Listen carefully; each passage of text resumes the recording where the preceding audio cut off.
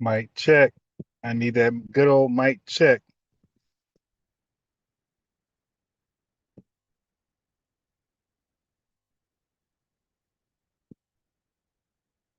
That good old mic check.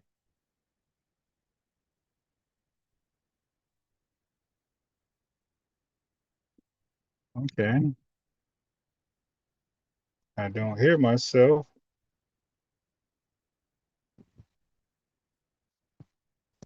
Mic check. Okay, I got it. I got it. I got it. Good look. Good look. Good look. Good look. Yeah, we're gonna touch on some things. We're gonna start some trouble. We're gonna ruffle some feathers today. Yeah, I gotta shake up some stuff, man. Yeah, I gotta shake up some stuff.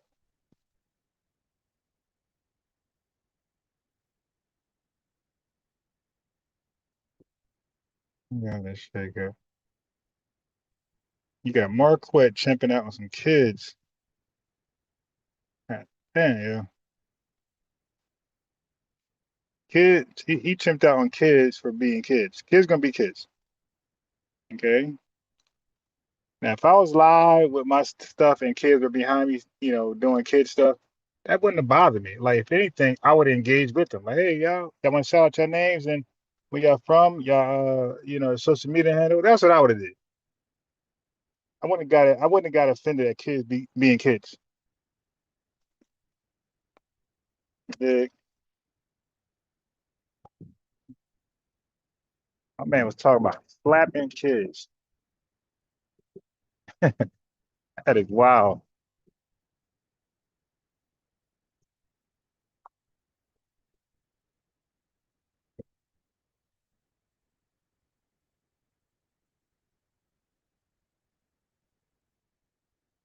My man was talking about slapping little kids for being kids. He said he was famous and they heard it and they were like, "We don't know you." You did. Can't get mad at them for that. You claim to be famous, a young. Well, I ain't gonna want to know. But they gonna want to know who the hell are you? You dig? Dang. All right, let me get my little soda. I'll be right with you guys. You dig? Oh, did y'all check out my matter of fact,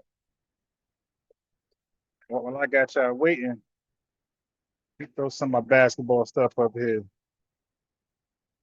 in case you missed it. What just happened, yo? These smartphones is too smart. They just be doing stuff you never asked for. Uh,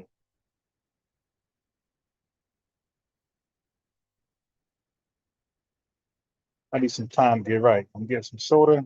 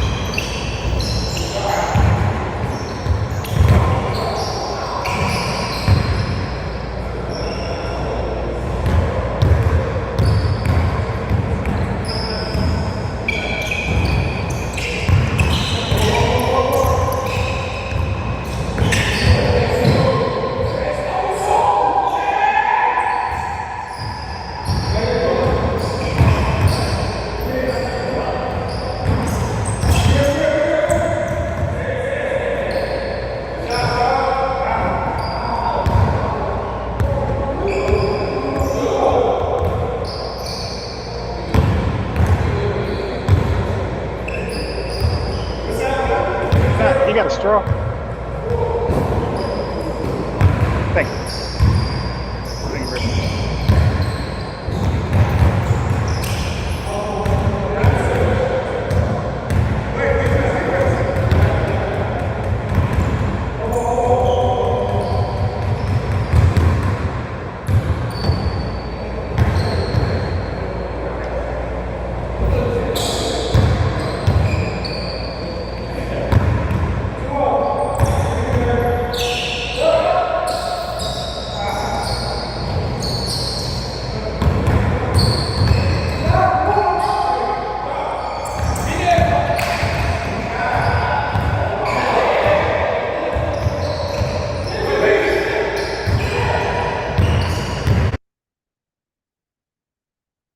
My fault. I did not. Yo, these smartphones are just too smart, yo. And I'm saying that in the most sarcastic way possible.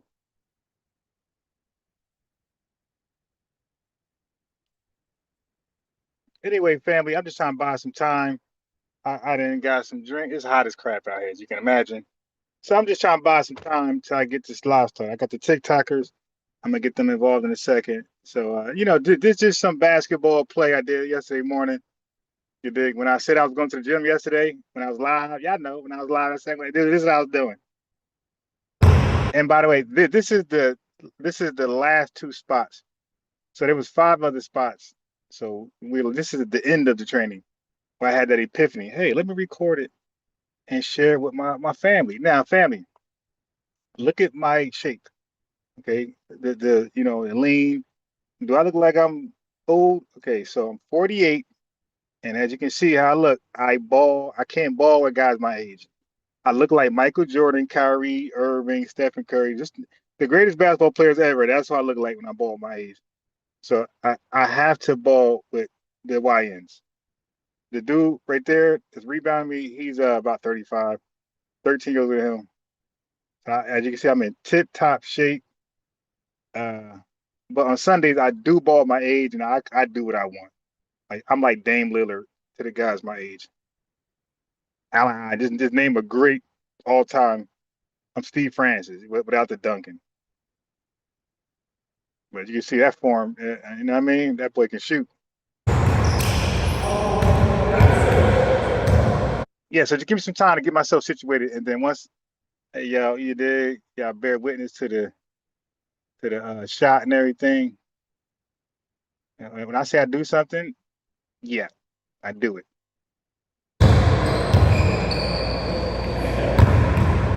Wait till y'all see me going bowling. Oh, I didn't show you my bowling clip. All right, I got to show y'all when I went to the bowling alley. Yeah, I'm a perfectionist. So whatever I do, I try to be the best at it. Whether it's taboo, whether it's a monopoly, whatever it is, chess, I try to be the best at it. Playing basketball, bowling, throwing darts. I'm like highly competitive.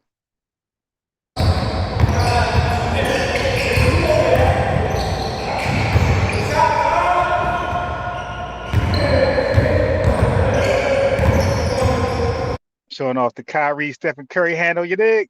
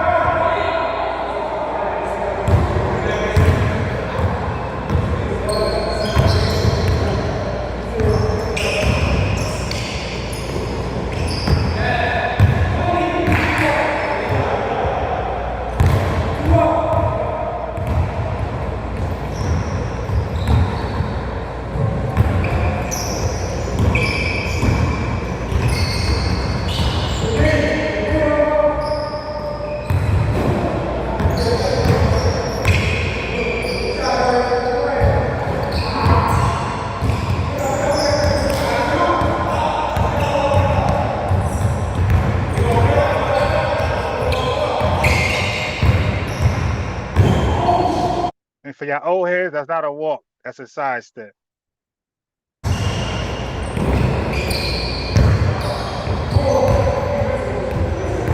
So I want y'all to pay attention to how everybody look when they come in there. That dude ain't over 25. So I literally, and this is the time I literally ball with the young YNs. So everybody who walk past that camera, look how all they look. I'm the oldest person in the gym by like 15 years. And some people I got by 20. But just look at the faces to everybody who walking across this camera. This is called taking care of yourself, not letting yourself go. Caring about how you look. Okay? People take you seriously when you have a presentable look. Okay, that's why I can ball with the YNs.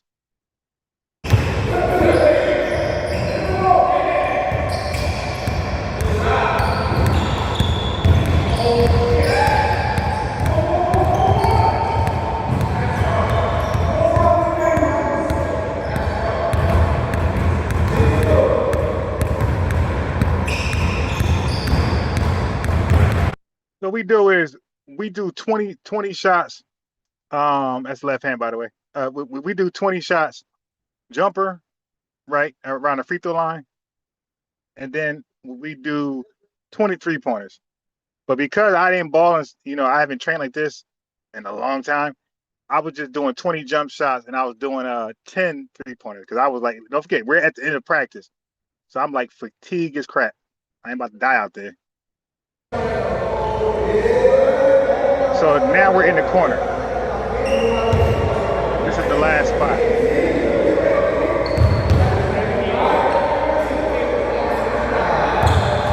And after this video, we're going to get to the live. You dig?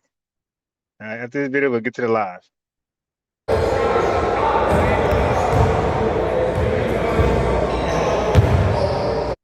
Okay, so family, basketball is basketball. I'm not in NBA.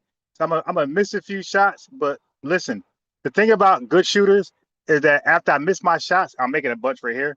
But after I miss my shots, watch how many I make in a row. Because as a shooter, once you feel it, it's over. The same way you keep missing. Once you feel it, you're gonna make. Look at this guy right here. Just walk across the camera. Nowhere near 30 years old. So I'm playing against YNs in their prime, like the best athletic, the most athletic they ever gonna be. Yeah, but just keep in mind that the more you miss. Look at you see his face. Okay, so yeah, like I said, I'm gonna miss a few later when I back at the 3-point line. But watch, I make like 9 in a row easily.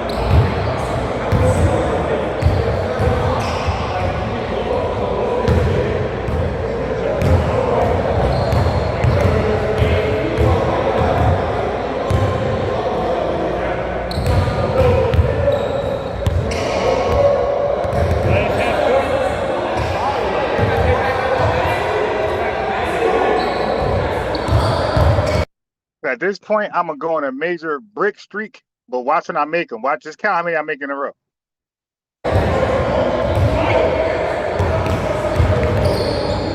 I'm gonna make up for missing so damn much.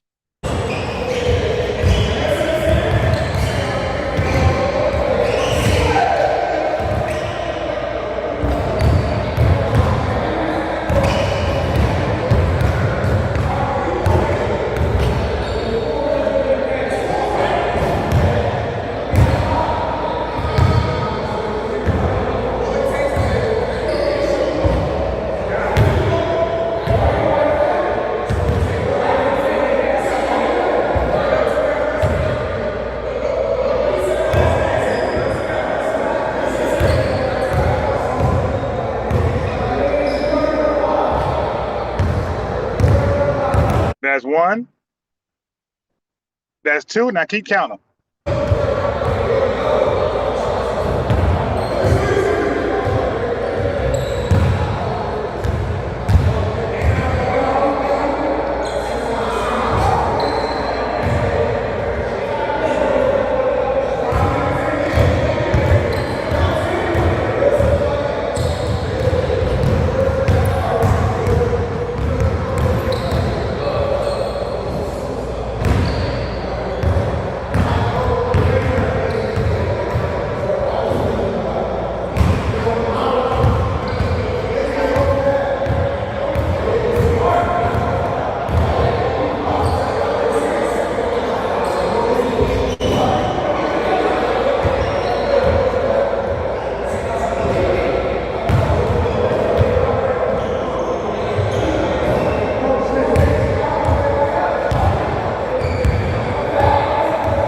I started to play around. That's why I missed it.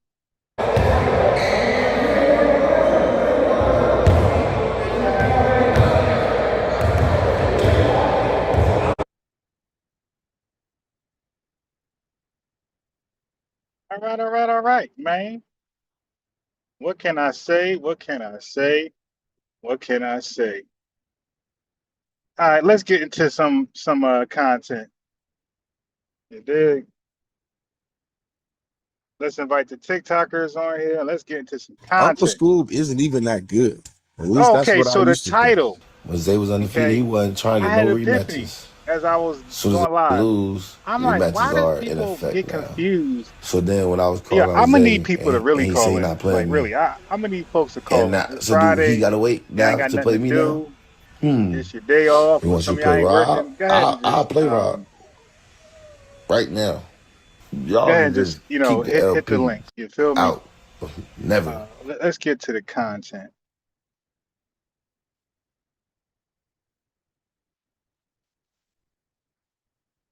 Let's get to the content. I gotta share my screen over it. Man, oh man, oh. Okay. All right. Let me share. I gotta share my screen over. 1 second. As soon as. All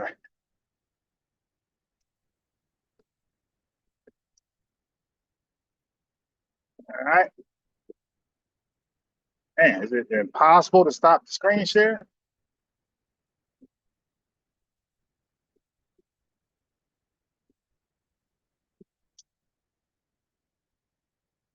Yeah, this heat is ridiculous, man. I can't stand. I can't stand that the heat, man. I really can't stand it. Can you stand the heat? Can you stand? Oh, but I need somebody who would sweat like me through the droughts and all the sun and all the dry humidity. Always be sweaty with me. Sun will rise. I know, because I need you.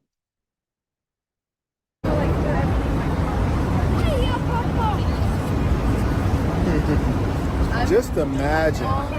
Behind you. See, I let's see when I messaged him. Behind you. I messaged him at 8:20.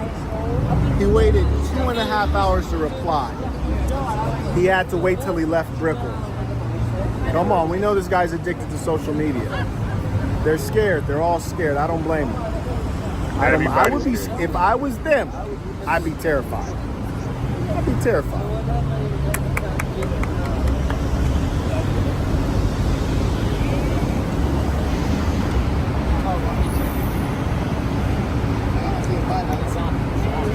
Oh my god. Is that the guy? No, The guy? I got it. Hello, Gary. Hello, Gary. Waited 2. Okay, so now let me explain something. A lot of people claim they're alphas, all this reckless stuff on the internet, right? But but one thing you cannot fake, family, is reality. So now he's putting himself in public. He's exposing himself to the public, and now we're gonna see how you behave in public. How are you gonna behave in public? Wow, this truck did some wild stuff. How are you gonna behave in public? And now these are kids, by the way. So, hey, family, when you are confident, when you are truly confident, and you ain't walking around talking about you an alpha and everybody beta and all this fake red pill confidence, when you really, really know yourself, you're comfortable even when kids are trolling you. Okay, you like because he's supposed to be this alpha type guy, so he gotta like so when he gets trolled, he gotta behave a certain way to show you he's alpha at all times. Look at this foolishness. He's gonna totally chimp out at the end, family. It's embarrassing. 2 hours, then got his Twitter fingers going. That's embarrassing. Can we set a new standard? I want to set a new standard for the internet. Speak the way you would speak if you were face to face. I think I'm the most. Okay, look, y'all gotta stop acting tough on the net. Yo, folks don't learn their lesson, man. All you do is put a bull's eye on yourself. Somebody who you don't know from Adam is going to see you running your mouth about how so-called face-to-face you are. You love with the fade. You are like fake Aaron Plummer guy. Like, he got no recorded fights on the net. This guy right here. But he's always about to fight somebody. Never fights. Always in the status of about to fight. I told you, I'm never about to do somebody. I'm never finna do, about to do, all that. We about to do. I don't do that. I either got it on record or I don't. That's why I don't go around acting like I'm this alpha fake. There's no real thing. There's no real such word, no real such image of it, or real. There's no what's the right word? There's no such example of an alpha male. Cause that's the animal kingdom. Okay, alpha, beta, all that stuff, dominant. That's in the animal kingdom. There's no such alpha male human. You know, it's something people say when they're insecure, and they're trying to sell confidence to people. Okay, so what I don't do is talk tough ever. You dig? Because it's fruitless, and you're gonna find yourself that energy you put out there. Somebody's gonna meet that energy eventually, especially when you put yourself out there. Now, I'm a public live streamer as well. So if I get beat up on camera, you dig, which I don't plan to get beat up on camera, but if I get beat up on camera, it's like, all right, well, unbiased Ron just got beat up. I fought back and I took an L. Because I'm not pretending to be some alpha guy and everybody beta. So I can possibly take an L and move on with my content creations. But when you see these fake red pill alpha guys and you get beat up before the world, ain't no coming back from that.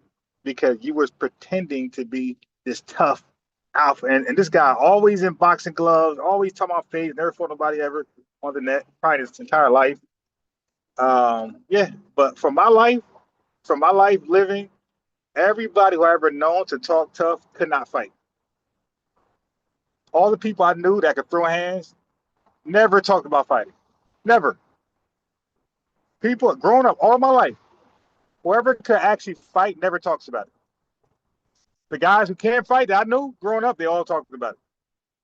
And guess what? And every guy who act like they could fight, when the opportunity presented himself, all these alphas that I know, these fake alphas I know, took the talk. Let's talk about it. Strategy like that. All the guys who claim they could fight, when the opportunity presented itself, all these guys took another route. Hey, let's talk about it, bro. It ain't that deep. It ain't that serious. But the guys I know who don't talk about fighting, when that opportunity presents itself, they are swinging for the fences. No talking, no warning. What's up, yo? What? None of that. What's up, yo? Fade. Give me the fade. No, they're just swinging. They trying to knock you out. They trying to eliminate the threat. Because guys who can fight, guys who really about that life, that's like they really do that. They're trying to eliminate. They are trying to eliminate the threat. Ain't no warning. I'm about to knock you out.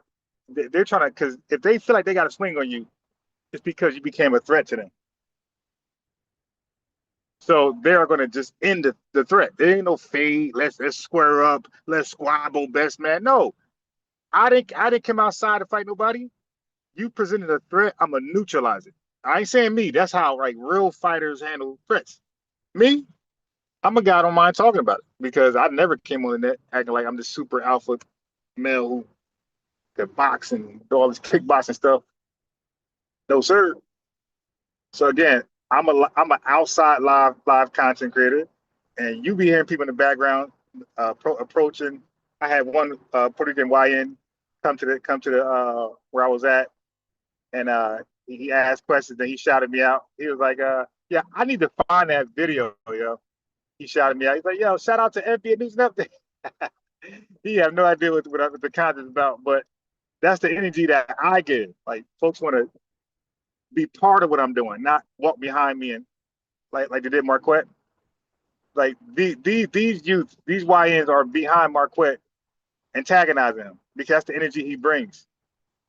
Myself, I bring the inviting energy. The youth want to be a part of what I'm a part of. They're not going to be behind me. They're not going to be behind me trolling me.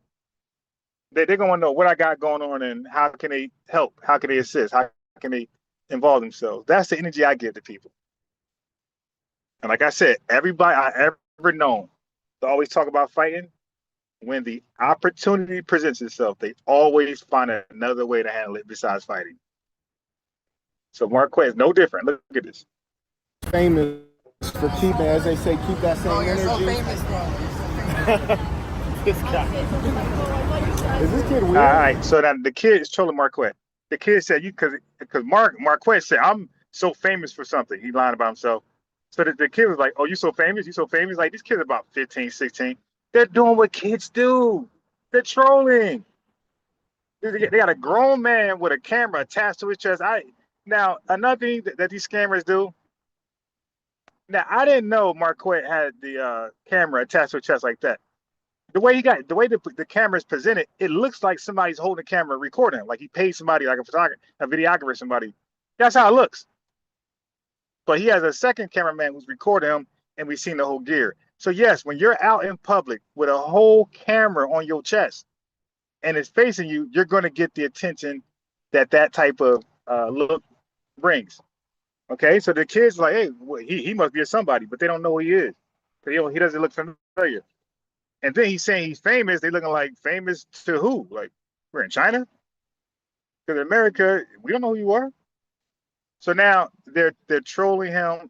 Now they ain't doing too much. They ain't doing no Chud the Builder or that Mexican guy in Texas. They ain't doing that. They just doing regular kid trolling. Now I would have handled that totally different. I'd have been like, hey, what's up? Where y'all from, man? Shout out y'all social media handles. Like I would have been invited like that. Like, hey, shout out your thing. And had they be like, no, I ain't shouting nothing. All right, I just keep it moving. I'm not going to go back and forth with a minor. Okay, I'm not Drake. So now Marquette is literally chimping out on minors. So he called one minor weird.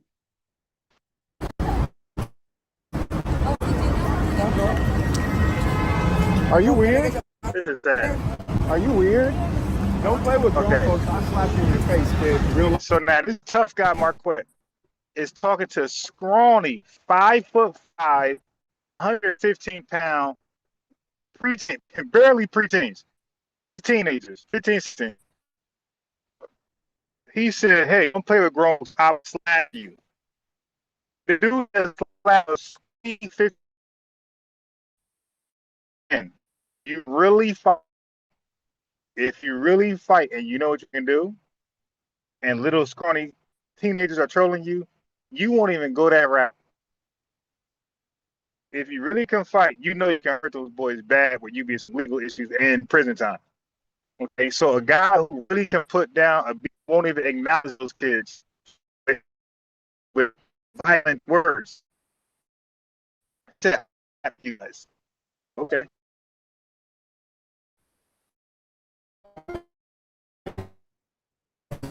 Okay, so now what I'm saying to you guys is this: fraud, and he's not used to it. People who are used to attention would have never respond like that with some little kids. Even if the kids were grown and were trolling. You dig? People who are used to attention would have known, strapped to my chest. I'm probably going to invite people to see what's going on here. You dig? You gotta know that. You gotta know that.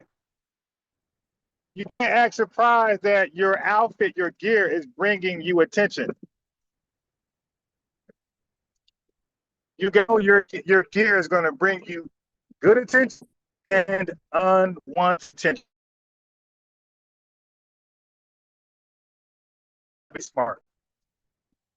But when you're not used to getting attention, you're going to chimp out like Marquette and threaten 13 and 14-year-olds. He weighs over 100 pounds on each one of them. Yo, together, they're probably not his weight. Those two little kids together probably don't make up Marquette weights. And he's talking about slapping a young kid down because they said, "Are you famous? We don't know you." That was enough to get him to become violent. Chimp out. I'll slap you in your face. Don't play with adults. Don't play with adults. Go get your father. I'll slap him. Don't play with me, kid. Yeah, shut the fuck up and go on. Yeah. Go play with somebody. Go play with. Okay, this is a person who is not used to being in public and getting attention. Period. Let alone going outside to begin with. Like, he's not one of those guys who are outside in public at all. You could tell. He's so uncomfortable. He get a little bit of a little innocent trolling, and he's ready to slap one of those kids down. After talking about he's gonna fight fresh and fit accountant, a lawyer, whatever. Yeah, how do you go from, yeah, man, that lawyer ain't want to fight me? How that energy go towards the 13? Now he's talking about fighting in public. You know how I do it. You go to the gram. You want, I'll beat someone. Everybody's a undefeated Mike Tyson fighter on the gram. Yeah, he didn't want to fight. So you're saying fight with a big camera attached to your chest. You're gonna attract kids. Okay, and they want to know who you fighting. Ain't nobody here.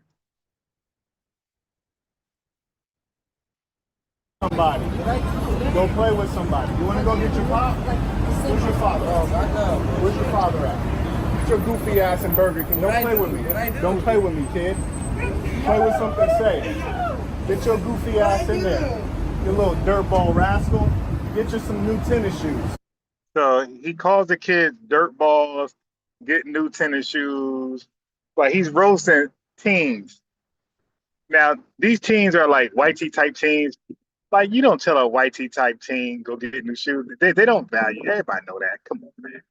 Anybody grew up around white tee people that acts white tee, that don't act like one of us, they don't care for brand new J's. Like, if they got J's on, they ran down. So like to roast a teenager white tee boy who's a real white tee boy, he's not thinking about new sneakers. Like, that's a cultural thing we do. Dirty ass shoes. Watch them bitches. Watch them bitches. It's crazy how. Watch. All right, so he's walking around. They're like, ooh, they make it. The kids trolling him hard, right? So he's walking and can't take it. So he walked past them. They're like, ooh, they doing like little kid noises because you invited on yourself, goofball, nerd. So now he can't handle being trolled by teenagers. So he chimps out. He walks a little further down. He said, watch this. He runs at them full speed. Of course they're going to run in the store. They think you're a weirdo, primitive simian monkey, my guy. What grown man runs that little 13, 15-year-old as though they're going to beat him up? If I'm 13, I'm trolling you, I'm going to run too. A grown man getting emotional over me, trolling him. I'm going to feel like adults should be way more mature. So look at this. So he runs after them. Watch this. Look at this. Oh, ran inside. That's crazy. Bro, they ran inside the restaurant. So he runs after them, says it's crazy they ran the restaurant. Bro, where else would they go, bro? You're a grown man that looks like you're bored looking for attention. Looking to go viral. And they like, hey, you won't go viral beating me up. So they ran the store. Now keep in mind, like this, like he's telling everybody he's rich. Like this self-proclaimed millionaire is walking around the city doing content. By himself, basically, no security. Oh my God, what are we doing, man? And that's why I don't let people in front of me. Like normally I'm driving, I beat all this mind in front of me, and they doing the most.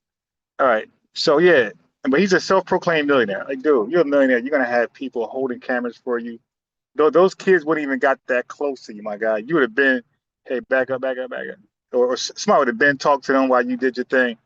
But he's a millionaire and he's on the net more than anybody on earth. Keep in mind, he's not a millionaire content creator like Kai Cenat and Gilly and all those folks. He's supposedly been a millionaire on other things. It's like, yo, how do you have so much time on the net and you're a millionaire by other means than the net? Like, bro, listen, it's not rocket science. You're going to focus more of your time on your money than your free time. Okay? I can't stand fake millionaires. You got a whole bunch of them on the net. Antoine Daniels, Billy Carson, a whole bunch of them.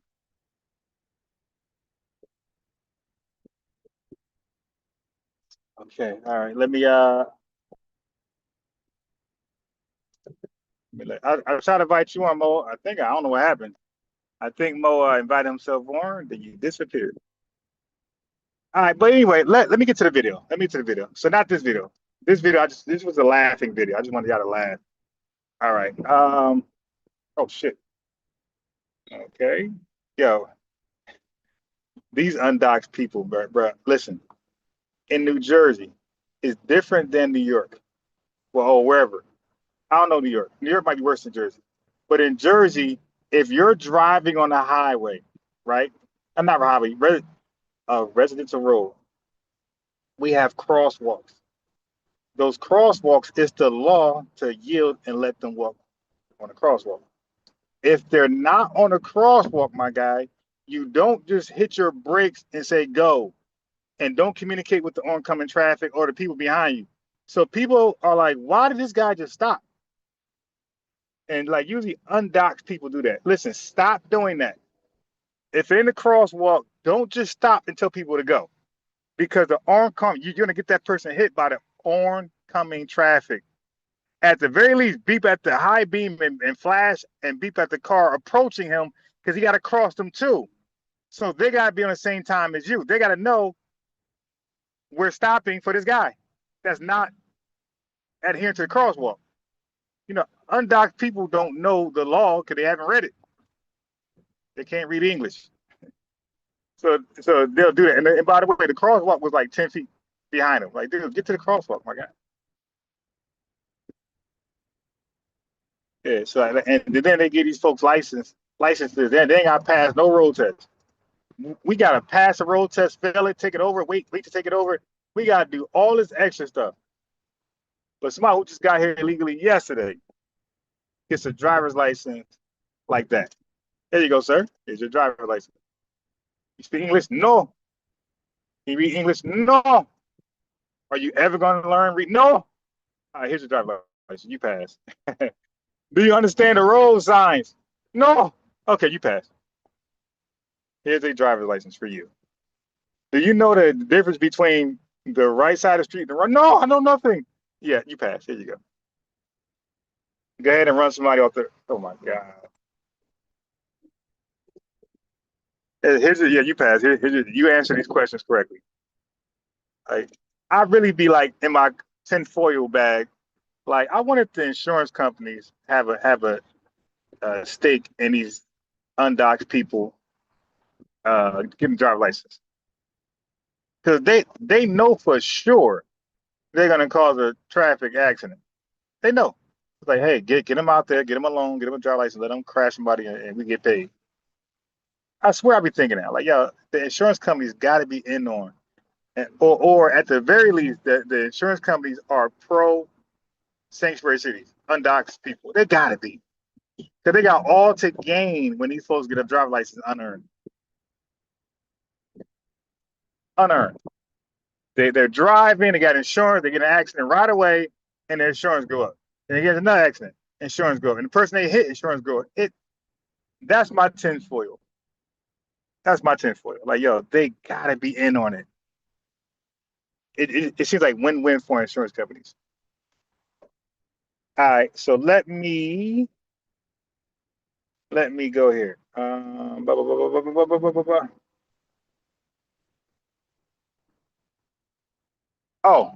I'm gonna play the daily wrap-up video, right? Because they were calling out, you know, people from the diaspora and Africans who are anti-FBA, saying the most vile stuff. Now, this ain't everybody, because I'm telling you, there are more people in the diaspora that don't do that. There are more Africans who don't do that. There's a handful of people from the diaspora, handful of Africans who do that. Now, unfortunately, this handful are the loudest. So, and look, y'all gotta handle that. Y'all loudest is out here make y'all look bad. So I can't fault an FBA crashing out on all y'all, because your handful is your representative. You can't allow that. Just like we don't allow y'all to represent us, y'all can't allow your handful of bad apples to represent you. Okay? Because we're like looking at all of y'all, because some of y'all just complicit. But it's like almost like white supremacy. You know, they say only 4% of white society own slaves, 4 to 10%. But the rest of y'all was complicit. Y'all didn't argue, y'all didn't boycott, y'all didn't protest. Y'all accepted it. So we like, y'all all the same. So same thing when it comes to like FBA undermining and sabotaging. When y'all let that go on your clock, like we see that as y'all complicit. So we say, damn, all y'all. Like you can't really be mad. And that's why we say call out your tethered class the same way we call out our coon class. All right. We don't let our coon class, our sample class represent us. We let you guys know, nah, don't rock with her, don't rock with him. Kamala ain't with us. Candace Owens, no. Larry Elder, no, don't do that. Officer Tatum, and all those other light-skinned mulatto people, don't. No. Matter of fact, any mulatto, every mulatto was questionable. It's like, no. Let them prove themselves. Any mulatto, let them. Now, you got that guy, Victor Menza. I haven't had time to do a background check on that guy. But, like, I'm getting Puerto Rican by like 100%. I don't think, and he all is African. That dude, Victor Menza, is that his real name? I don't know. But I'm not getting FBA vibes at all. I haven't researched the guy. I know nothing about him. It's just his energy. His energy just speaks like Puerto Rican, Dominican, like 100%, or at least 100% non-FBA. Like his energy it gives that. It gives 100% non-FBA. So he's coming back from Ghana, and you're African. It's always the lightest person who's like just so African. Like, dude, get up out of here, man. Get up out of here. Yeah, and I'm light skinned, by the way. But I'm the real light skin because I'm not a mulatto. I don't consider mulattoes light skinned. I consider them mulattoes. Light skinned people that are FBAs, they got a mother and father who are both FBA. If you're half and half and you're light, you're not light skinned. You're just half and half mulatto, bi-ethnic, whatever y'all call it. So light skinned people, I only consider FBAs light skinned when both of their parents are foundational and they are light skinned. Okay, I ain't gonna lie, I got like a little bias on mulattoes because a lot of them be on some sellout stuff. And like I gave my opinion on mulattoes a long time ago. Now this ain't everyone, but here's my issue with mulattoes. Most mulattoes, when I say mulattoes, when I define mulattoes, I'm talking people who are half FBA and half something else. You could be half Jamaican, you're mulatto to me. Half African, you're mulatto. Half Haitian, you're mulatto. So I use mulatto. I define mulattoes are half FBA, half somebody else. So here's my issue with mulattoes: half FBA, half somebody else. This is my issue. Most of their early childhood, and this is the damn near all of them. Most of their early childhood, they're FBA. Okay, until white tea supremacy come knocking hard, 17, 18, 19, they're like close to adulthood. They all damn near choose the other side. Damn near all of them choose the other side. They run from the FBA side. Once they get a little older, that white tea supremacy is like in plain sight. No more hiding and disguising themselves. Hello, here, hi, I'm white tea supremacy. How are you? So in their adulthood, they become everything but FBA. And that is my major bias against mulattoes. That's why I'm one for mulattoes cannot represent us. Now I'm saying like they can campaign, they could go out there, but leadership, I'm talking about leadership. No, no, no, no. If you're a mulatto, if you gotta have, you have to have, you cannot be in a significant leadership role. Now you could be some type of role, but it can't be a major leadership role. That's just my feeling, right? I will vote for that. If I had to vote, I'll vote for that.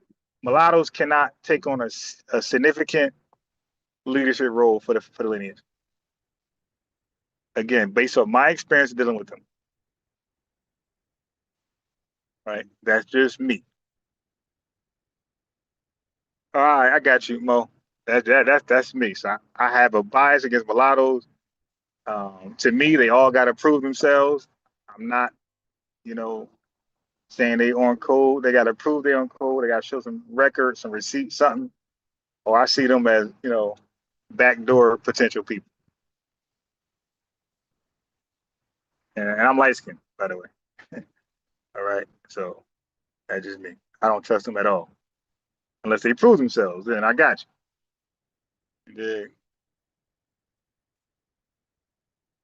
So the dude Victor Mensa, he came back from Africa, and then it turned out he allegedly was caught at an airport. TSA, somebody caught him with 40 grams of LSD, a hallucinogen drug. And I'm not saying that you can't redeem yourself and bounce back. And matter of fact, I actually support the guy that in this way. I disagree with his message. But I support him as far as having that background and not running and hiding. Still come out in public and do what he do. Whatever. I support people who put themselves out there. I might disagree, but with their message, but I think that should be worth something. So the fact he went out there and spoke, and knowing his background, knowing we're gonna dig it up, like there's some respect there. But I think, and I don't believe he's like intentionally trying to do us harm and things like that. I don't think that. Like I don't put him on a category of like that agent or Dr. Maya and all those people. I don't put him there. 19Zs. I just say he's on the wrong side of history. I don't know what he is. I don't care. He's on the wrong side of history. Do I think he's like no, I don't think he's the worst. I think Claire and 19Zs and all those folks for small thing, all those folks like that way down.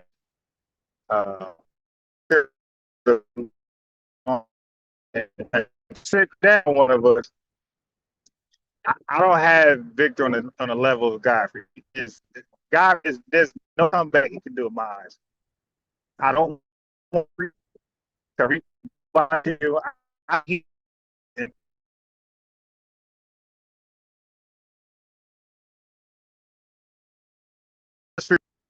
now, if it's a fallout, debate gloves off.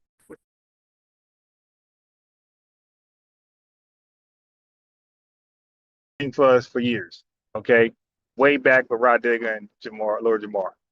So yeah, for me, there's no comeback. Godfrey can do it. Godfrey can save me from crocodiles, and I'm still gonna say no. You're done. After you save my life, I'm like, thank you, dude. But you're still done. You're still canceled. Like there's no comeback he can do for me.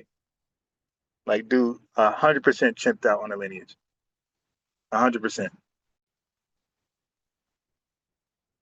All right. Oh yeah. So let me get to the daily backup coup people. All right, hold on.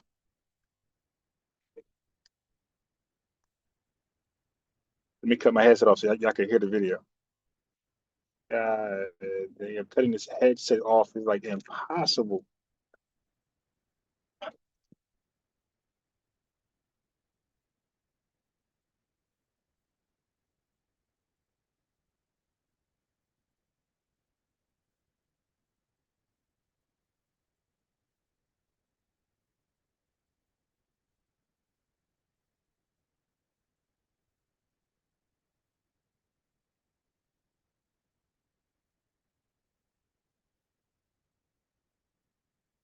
Where it's impossible.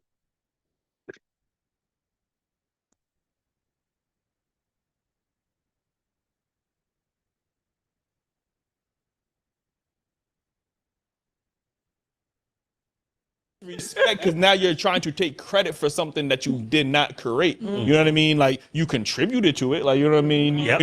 And by the way, if you're Indian, if you're a feather person, you got to prove your FBA and send an invite. Click the link. I got you. All right. If you have no ancestors that went through American slavery and you still believe your FBA, please invite yourself up and talk to somebody who knows a little something. Let's have a little dialogue. All right. But you did not create it. So when you have these narratives, you're constantly trying to wash away, erase the black culture, the black lineage. And I think that's where it becomes a problem. So I do want to go into my segue into the next topic, because we talk about the term black. What is black a proper like ethnic identifier, or does that just mean just anybody with melanated skin? And then I want to start here with the Divine. What's your thoughts? I'm glad you started here. I'm glad you started there. First, before we even get to that, I want to say, because you talked about immigrants building New York or even building America. Mom Donnie, talking to you. So he did back.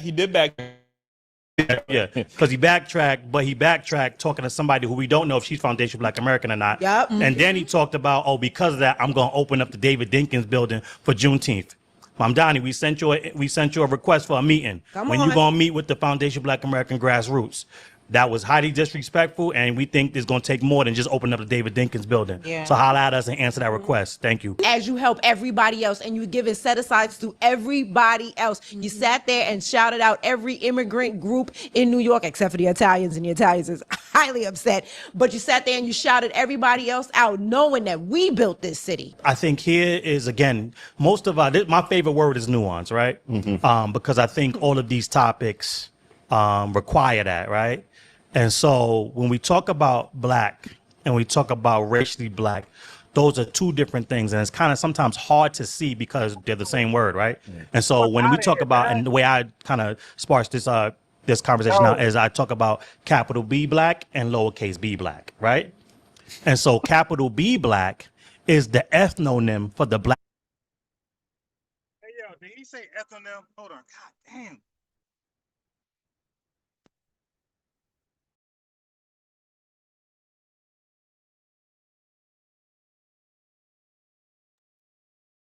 Yeah, listen. The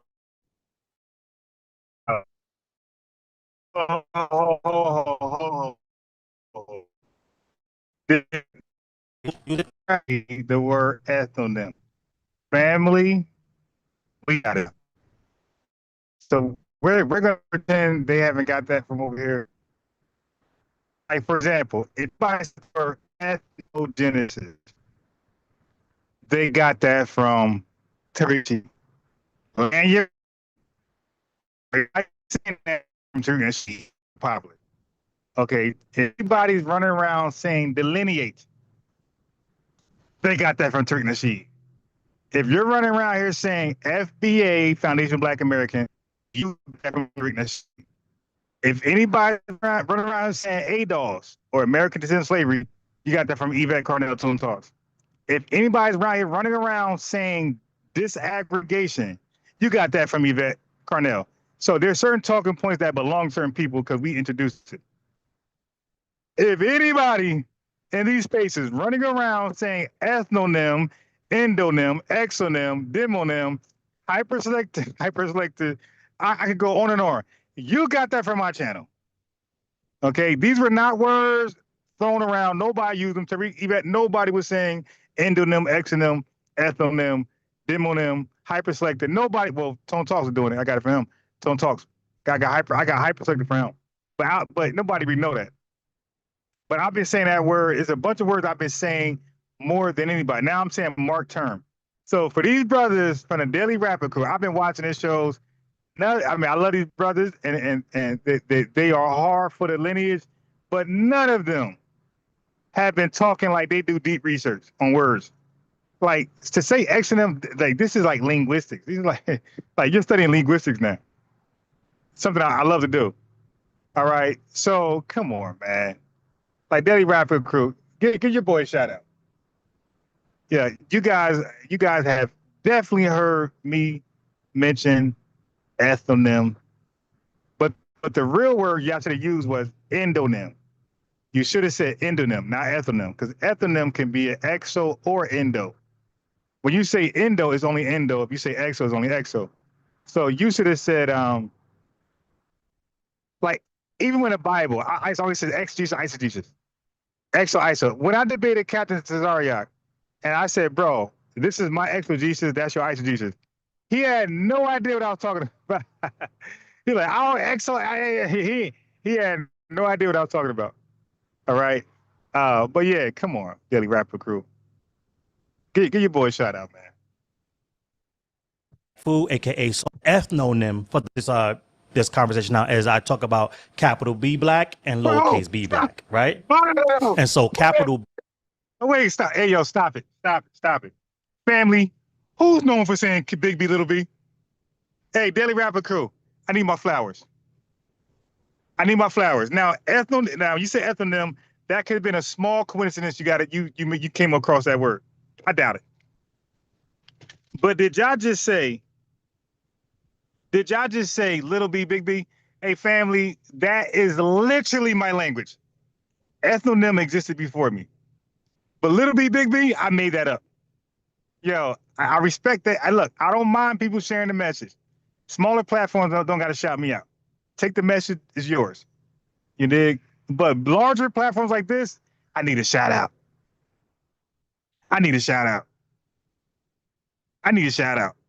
Daily Rapper Crew, I need a shout out, my guy. I've been saying little b, big B for like almost 2 years. Hey, larger platforms, like even Tariq Nasheed been saying some of my stuff. I'm gonna need a shout out from smaller platforms. You ain't got to give me no shout out. Larger platforms, you got to shout me out.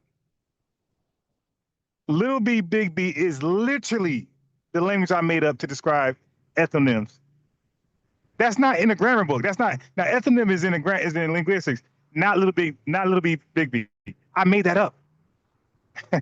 So yeah, Daily Rapper, I love you, brothers, but yo, I'm gonna need a shout out. Y'all ain't gotta invite me on your show. I'm not Mark Quay. I'm not looking for a handout. But so I ain't gotta come to your show. But what you guys can do is give me a little shout out. Hey, shout out to FBA News Updates, or yeah, you can say that name. That's my TikTok name. Hey, or Unbiased Ron. That's even better. Shout out to Unbiased Ron, because my channel's names will change. I'll call it because I was FBA Defensive Unit not too long ago, and then I was FBA News and Updates, and now I'm Black News. Now I'm Black's News and Updates. Well, not Black's News and Facts. So my channel name will always change. It's like your lineage name can change, but the lineage never does. So my social media name is Unbiased Ron on our platform, but my YouTube name can change. So don't trip. You one day it's FBA News and Updates, Black's News and Channel, then it's something else. Because I do have another name in mind that I'm going to use that is more catchy. So I think when you're kind of creative, you're trying to catch the attention from the public masses. So I got another name in mind that I think is more catchy. to the masses.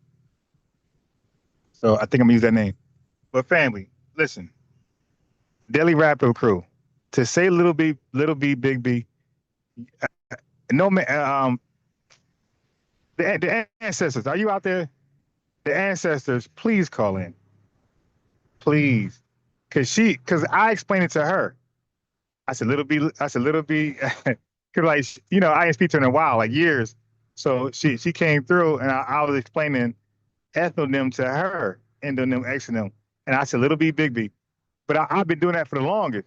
But she knows 100% that's well. Donnie, my regulars know it as well. You newcomers don't know, but my regulars out there, please put in the chat that the little B, big B is all me. It's not that. Listen, if you come across ethnonym, that's a possibility. I doubt it. It's a possibility because they don't come off as people who study linguistics and grammar. I've always been doing this, introducing new terms to the masses. Okay, but is it possible to come across ethnonym on your own and bring it to the public? Yes, that's possible. So I'll take partial credit. But to sit here and say little B, big B, you 100% got that from me. A little shout out, that's all. You ain't got to invite me to your show. I'm not at Cloud Chase. I'm not Marquette. But you can definitely give me a shout out. Be black is the ethnonym for the black. Gonna take more than just open up the David Dinkins building. Yeah. So holla at us and answer that request. Thank you. As you help everybody else and you giving set-asides to everybody else. You sat there and shouted out every immigrant group in New York, except for the Italians, and the Italians is highly upset. But you sat there and you shouted everybody else out, knowing that we built this city. I think here is, again, most of my favorite word is nuance, right? Because I think all of these topics require that, right? And so when we talk about black, and we talk about racially black, those are two different things. And it's kind of sometimes hard to see because they're the same word, right? And so when we talk about, and the way I kind of sparse this conversation out is I talk about capital B black and lowercase b black, right? And so capital B black. Family, that is literally from me. That is no debate. He got that from FBA News and Updates. I bet you he has no video explaining that older than my video. Guarantee you. Guarantee you. Is the ethnonym for the Black American ethnic I like group. it though, because he's dropping It out. is the term under which we created black culture, black music, That's all black me. food, aka soul food, and all of our black political movements that Africa's diaspora joined in on, right? And so when we parse it out that way, then we get to understand that they took their lowercase b black identity that they do not primarily identify with, and they use that to co-opt and adapt to and adopt our capital B black identity. And Family, do I gotta show you my old video some years ago? I'm gonna do that later. I'm gonna go to my little B, big B. All right. So, and he did a great job. He's educated masses. But all I'm saying is, when you're on large platforms, give me small platforms. Ignore me. I don't exist. But large platforms like this, I need my flowers. I need the recognition. I put a lot of work in, a lot of sacrifice. You dig? A lot of consistency.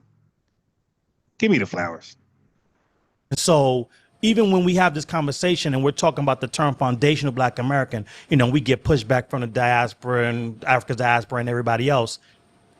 We have to ask ourselves, or at least I'm hoping you ask yourself, why is the term foundational necessary? And the reason why the term foundational is necessary, because Black Americans should be enough, right? But Now, by the way, if you got a guy like this, repeat my talking points. Okay, on a large platform like this, family, I'm him. Now y'all can pretend I'm not, because cooking your doctrines, all you folks who think you're Indian, but you're not, you don't have no slave ancestors, and somehow FBA, you're mad. I won't let you back door. if you're an Indian and have no slave ancestors, then you're an Indian tether. Okay, you're not indigenous Indian. You're a tether from the islands or Africa, cosplaying. Right. That's why you can't find no slave ancestors in America, because you were not from here. You didn't come across an ethnogenesis. So if you hear any Indian on these TikTok pages talking about they can find an ancestor that went through slavery, remind them that neither can tethers. But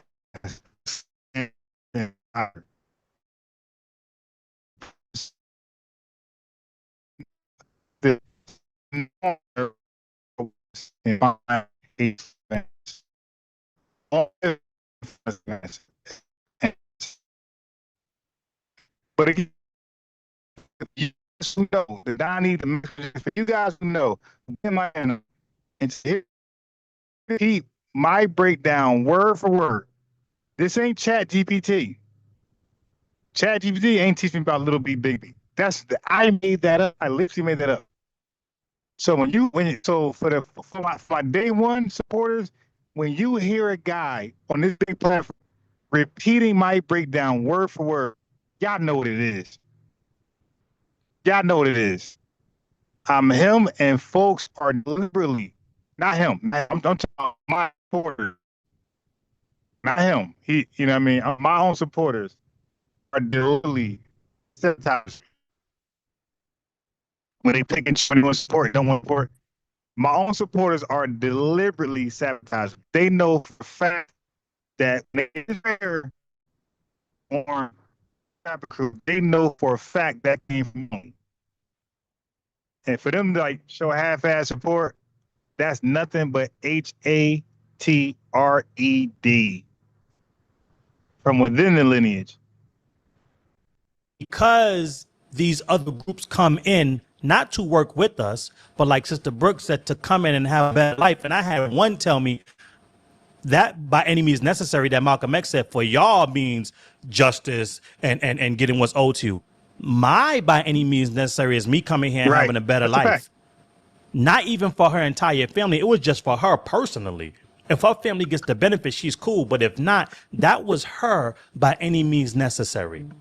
And so because it's by any means necessary, that lends itself to high disrespect.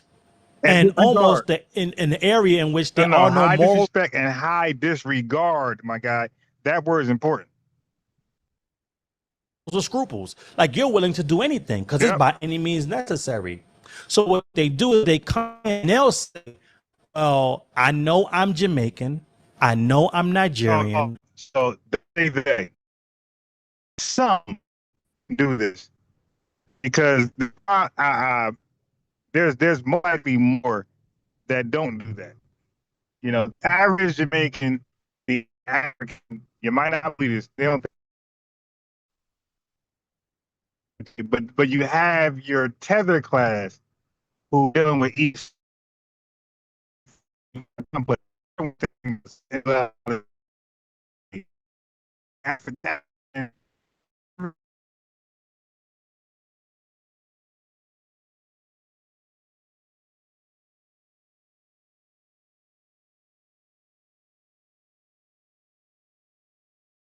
doing nothing. It's a handful of loud ones that are selectively chosen by white supremacy to do just that. Okay.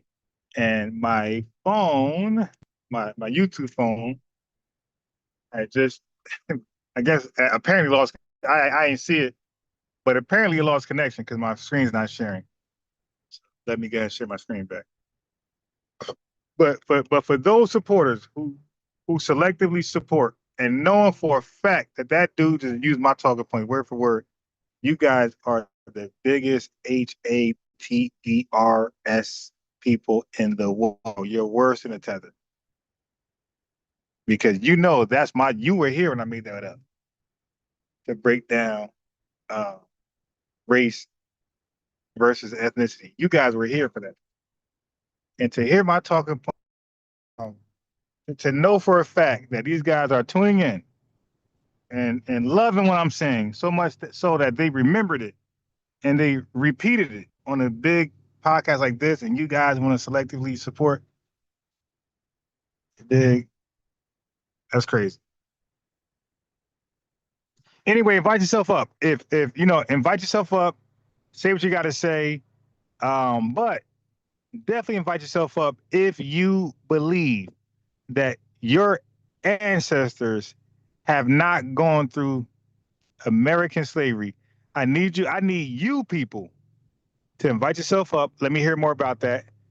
And if you're on YouTube, click the Zoom link. Okay? Click the Zoom link if you're in the chat. If you call yourself an Indian or anything with a feather, this show is, the topic is you. Don't call it the topic, you. Okay? Are you involved with feathers? Do you call yourself an Indian? Okay, you're the topic. You're welcome.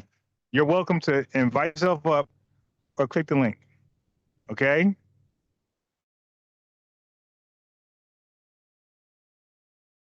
Because folks, I'm Debo, I'm Freddy Krueger. Because I'm Debo because people are loud and they say a lot of stuff loudly when I'm not around. But once I go live and I put out the link to say, hey, be loud over here. Debo, when Debo not around, when Debo come around, they stop talking. But when Debo leave, they start talking again. It's like, yo, if you believe that, believe it on my space. Invite yourself up and let me hear this belief. You dig? Let me examine it. Let me give an analysis to that belief that you're FBA without one ancestor going through American slavery. Let me hear that belief. You don't want to do it because you know it's bull. You know you're most likely a tether. So I'm saying people who call themselves Indian or feathers, anything like that, assume that they are tethers and they got to prove the FBA. Okay? So if I hear the word Indian or feather, I'm going to automatically assume somebody from the West Indies or Africa cosplaying, trying to backdoor is one of us. So you got some explaining to do. You can invite yourself up. I got the Zoom link right there. And you don't got to call yourself Indian or feathery. If you just believe that's even possible, invite yourself up. If you believe it's possible, and it may be possible, I got to hear you out. But if you believe it's possible that you guys can be FBA without one ancestor going through American slavery, I need to hear from you, or you're full of SHIT and you're tethered, most likely. Okay, so I put it out there. If nobody invite themselves up and talk about it, family, when you hear the word Indian and feather and all that goofy stuff, automatically assume tethered. Because if you really believe that, if you got proof, whatever you say you got logic, you got a story, then tell me. You dig? I'm Bobby Valentino. Tell me. How'd you get that? And I'm Freddy Krueger because you guys be dreaming. You live in La La Land. And I'm going to delete you in that La La Land. I'm trying to wake you up. I'm saying don't go to sleep or I got to RIP you. I'm the can man. I'm Freddy Krueger because I won't allow you to believe your dream. You're dreaming if you believe that stuff. Okay? You're dreaming. A lot of tethers are dreaming. So let's go. Let's pull up. Let's pull up. Okay, so we got a couple people in the chat. I appreciate you guys being bold. Okay, well, hold on a second, OG. I got Brandon trying to get on. 1 second, OG. I got Brandon trying to get on. All right, Brandon, you there? Brandon. Hello? Unmute your mic, Brandon. OG, say something, OG. Let me see if I can hear somebody. Okay, okay, what's up, Brandon? What's going on? Hey, yo, would you consider yourself Foundation Black America? Brandon? Man, you don't even have a profile pic, bro. I don't. No, don't worry about it. That's for me. I don't care about that.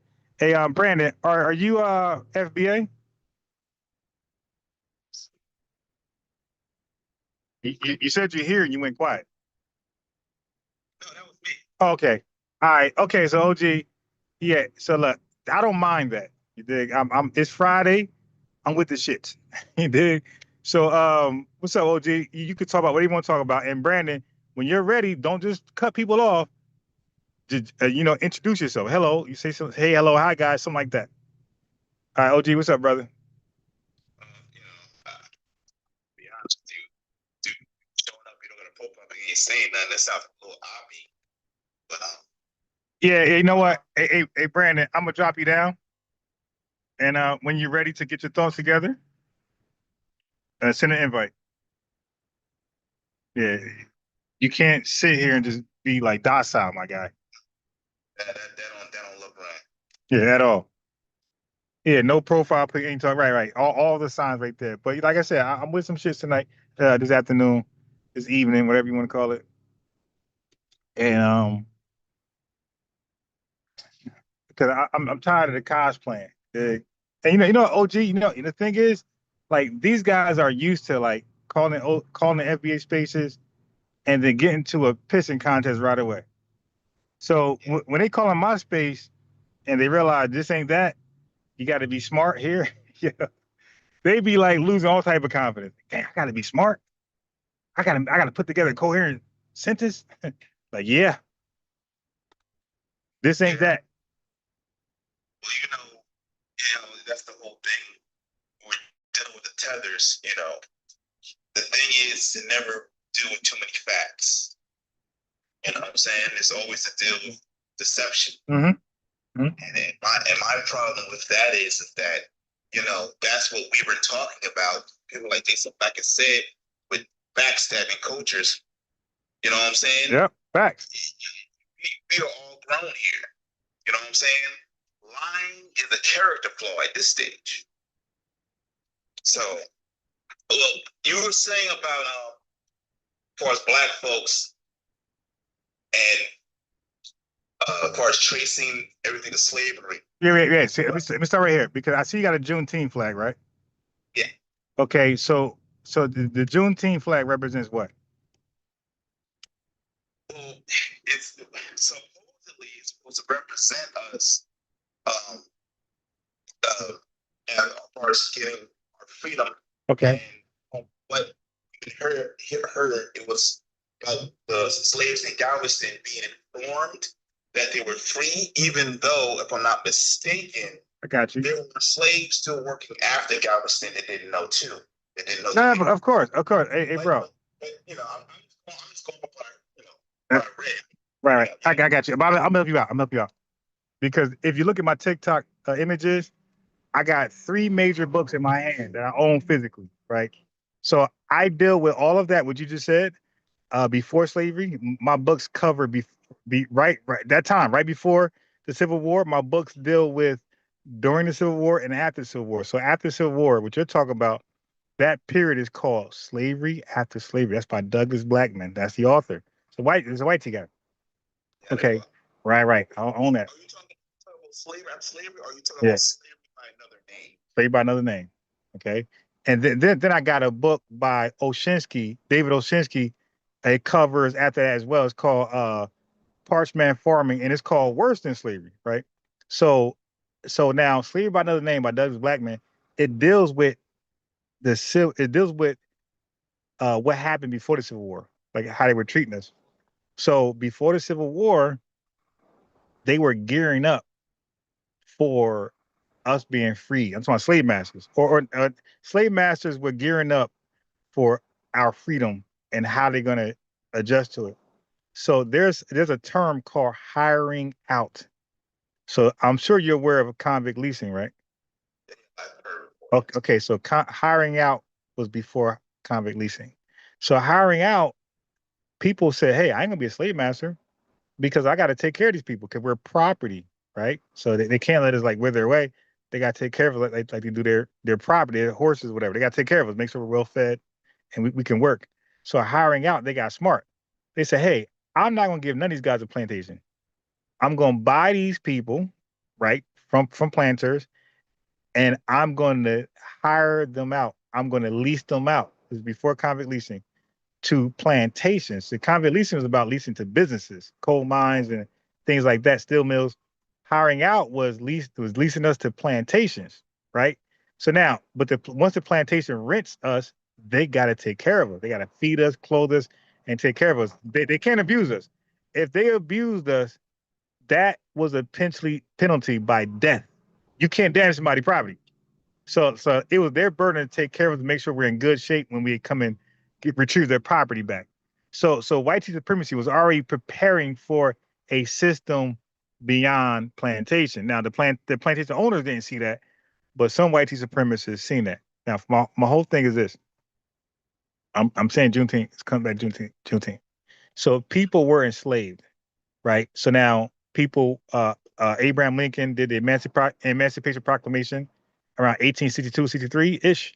And that meant only slaves that were in Confederate ruled lands, states, they were free. They didn't free any slave that was a neutral state that did not. So basically, if you supported Confederacy any way, shape, form, your slaves were free. They were emancipated. If you did not support Confederacy and you had slaves, your slaves were not free. Okay, that's Emancipation Proclamation. That makes sense, because what people don't understand is that the 5 great tribes also had slaves. Right. And they were technically sovereign nations. Talk about it. And what people don't understand is they were the last ones to free. Right. Yep. Okay. So, no. Yeah. So the fact that you're saying free us, that means you have to acknowledge that the Juneteenth flag, even though there were still people enslaved, but I'm saying that the symbolisms of the flag was about freeing people who were enslaved, right? So that means you acknowledge that we were enslaved at some point, right? Yes. Okay. You have people who, so now you called in for this. So I just wanted to recap. You have actually what I was calling in for, I was calling in to explain my origin and how. Okay, go ahead. Yeah, go in. Say it's conflict, what you're saying, but it's one of the few avenues that might be a little bit off brand. But let me explain.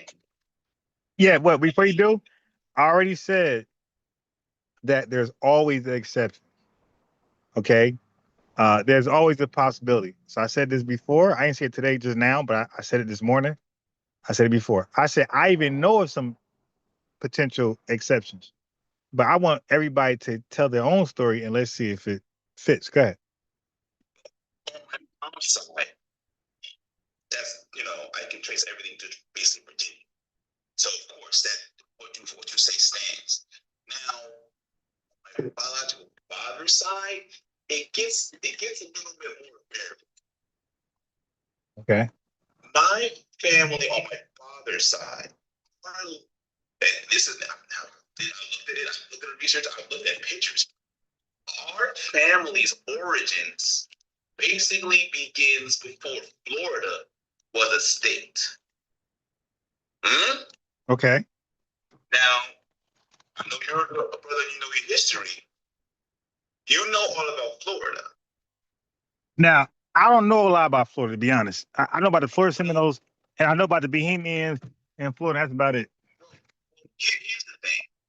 Florida technically was still under the property of the Spanish. Okay.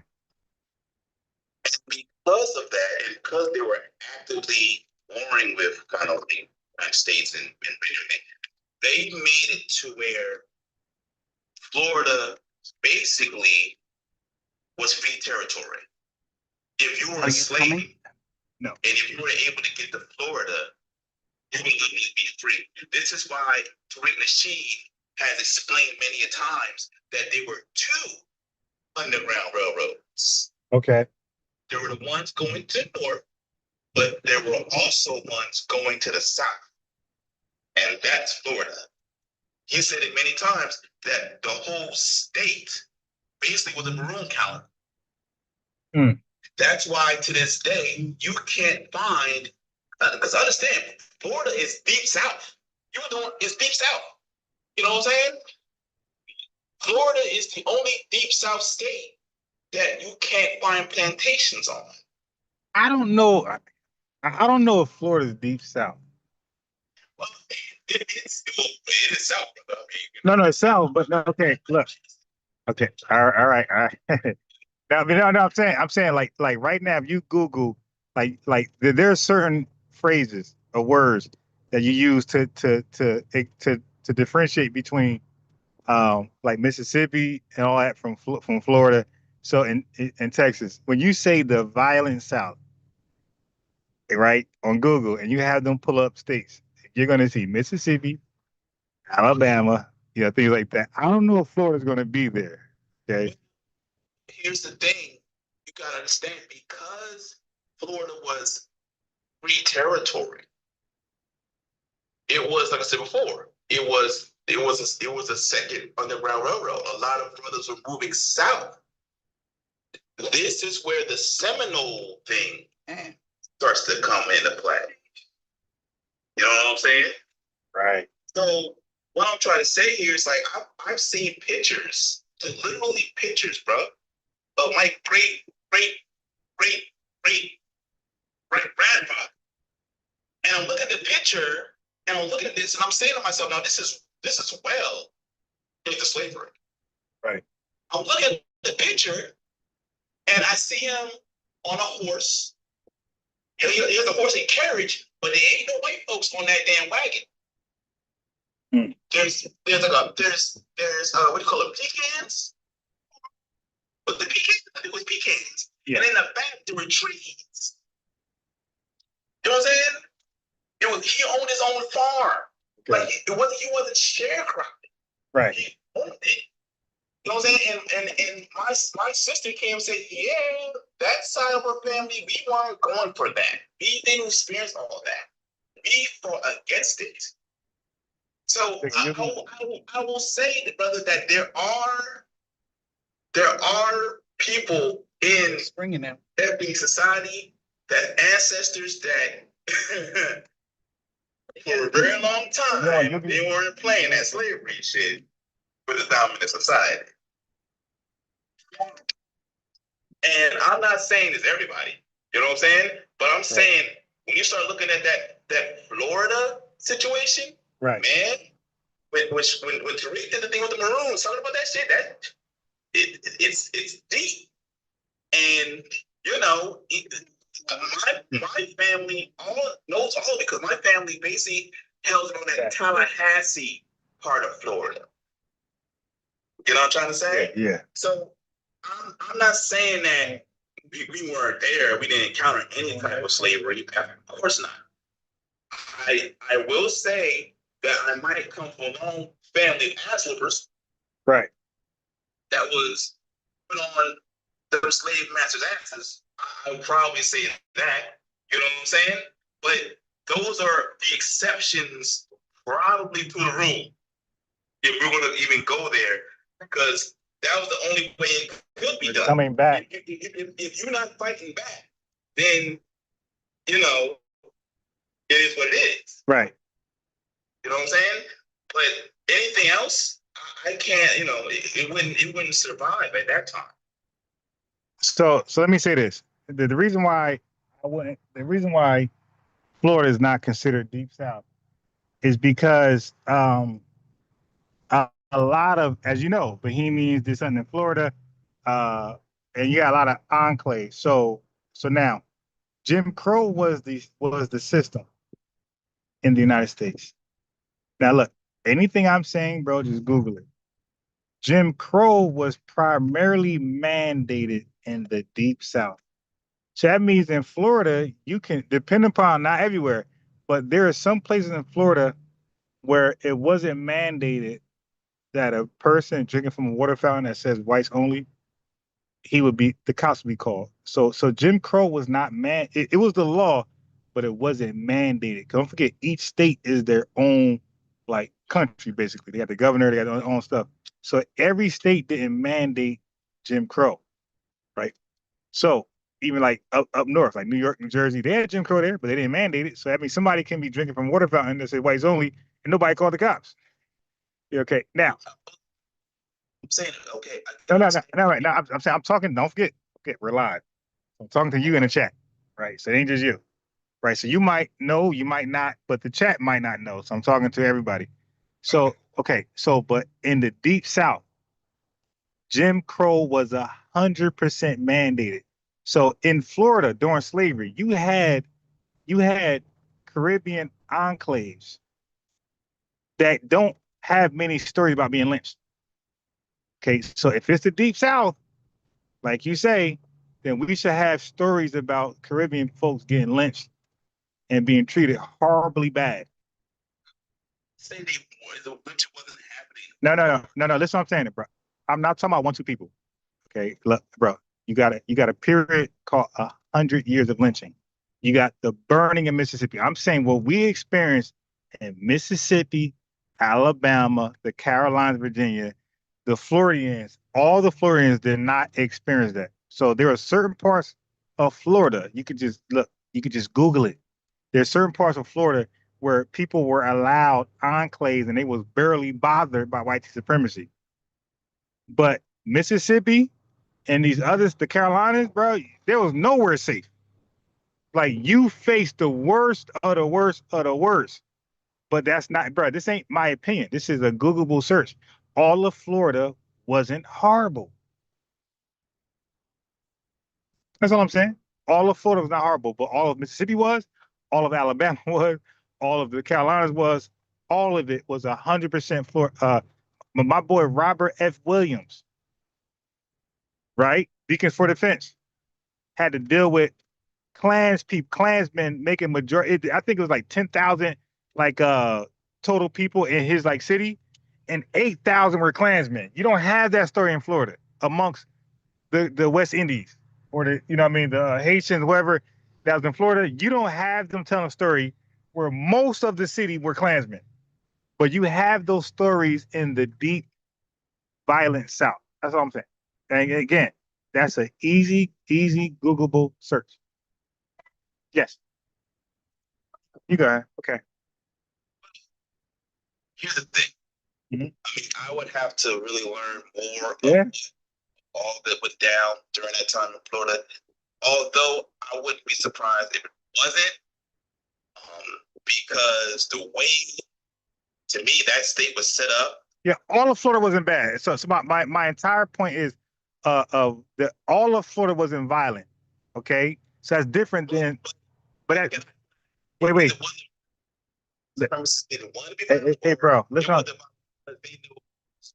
No. They didn't care about that. Hey, it's one thing about white people, bro. We're only 6 million deep at that time, my guy. The white people was like hundreds of million deep. You did they were the majority of any population that. Come on, I mean, like we're gonna revise history, but.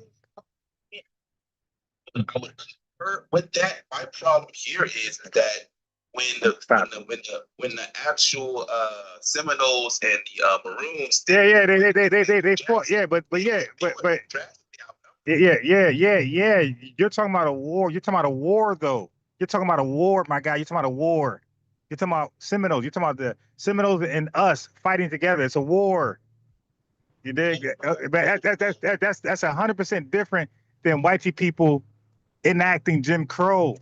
Okay, like violent Jim Crow, like holding you to the rules of Jim Crow. If you get caught doing this violence, for example, in Detroit, Italians were about 4 Italians or 2 Italians, 2 to 4 Italians were, was it Louisiana? It's Louisiana. They were charged with deleting a white supremacist cop. Okay, listen, I'm telling you, my guy. They got off. They got acquitted. 100,000 white people came to Louisiana and lynched everybody in sight. Okay? So, bro, what I don't do is do the romanticism. Like, listen, we fought. Bro, I just said they lynched the Italian. The people got acquitted. They met mob justice swiftly. 100,000 whites came to the Louisiana in a snap of nothing. They came there and deleted everything moving. And by the way, the Italians actually got reparations from that. 25K apiece. But for everybody died. But my point is, Florida has is bad side that's kind of resemblance of Mississippi, but there's other parts of Florida that wasn't bad. And guess what? You just raised a question. You just raised a reason maybe why, which I didn't consider. I'm gonna be honest. You said maybe because Biden's gonna hit them back. As I'm thinking about it, you might be right. You dig? That might be a legitimate reason. But guess what? It still ain't happened. You dig? So I'm saying like there was my point is there was a sense of nonviolence. Yeah. So there was here's a historical fact.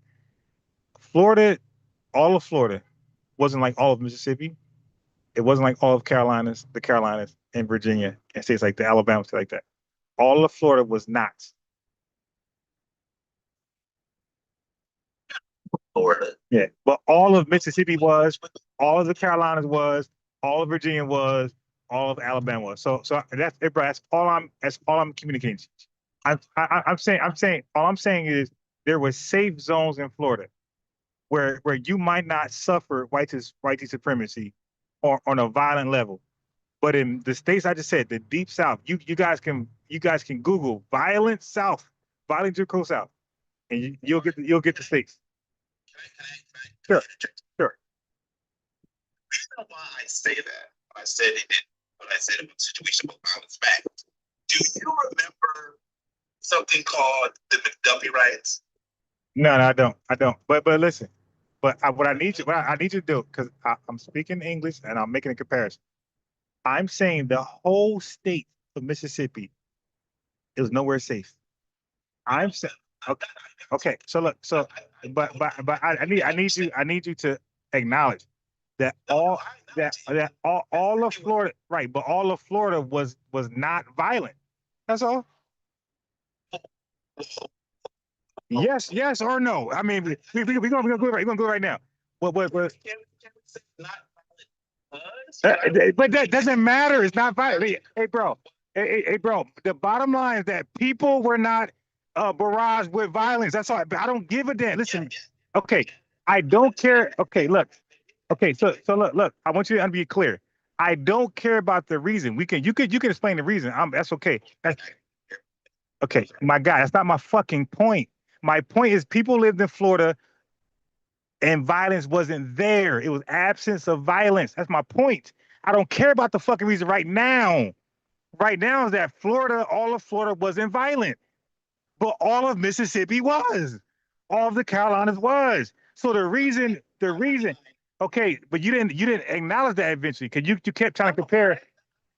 It's what you were saying. Okay. Right. So. Wait. Before you do that, let's put a period there. So, because we're talking, right? It was racist. Okay.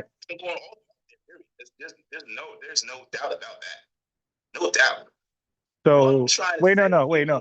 So you missed. So what was my point? What can you explain my point? Your point was that the racial violence was very on a high level in Mississippi, Alabama, and so forth and so forth.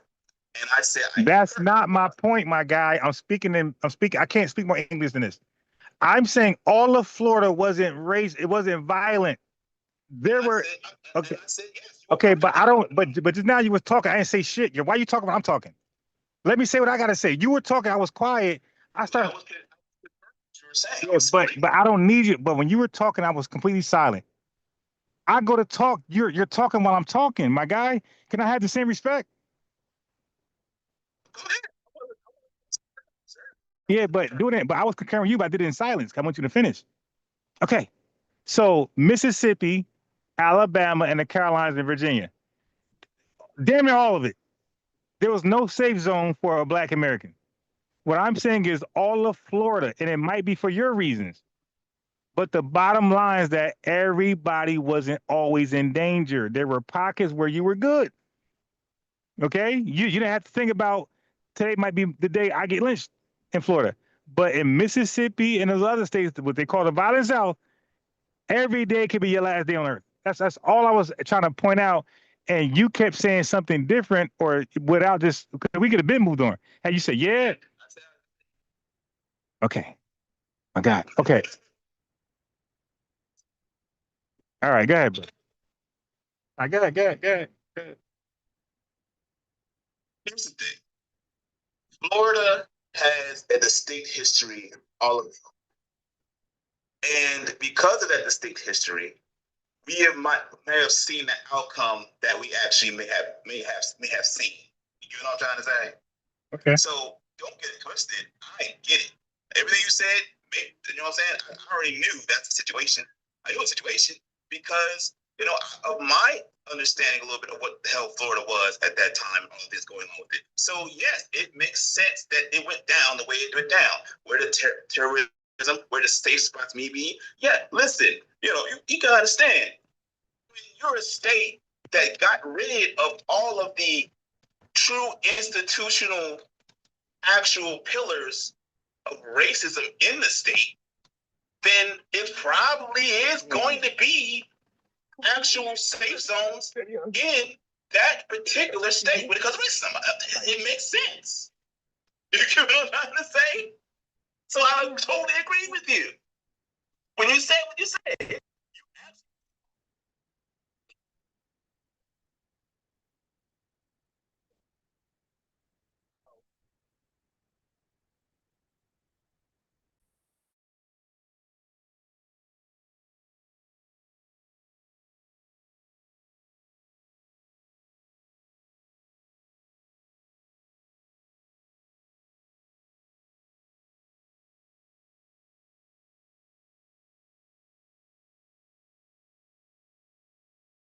Hello? I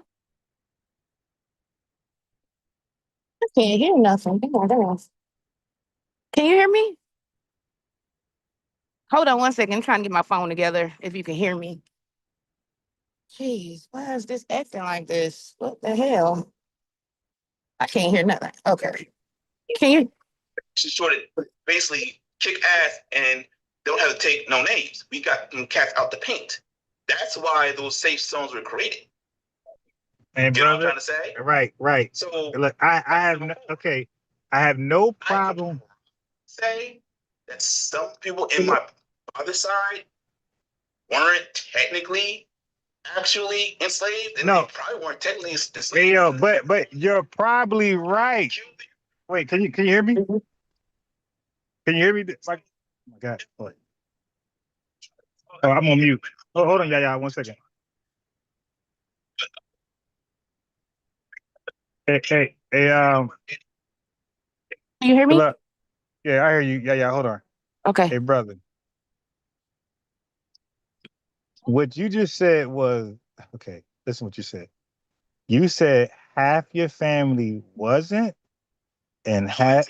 I said some.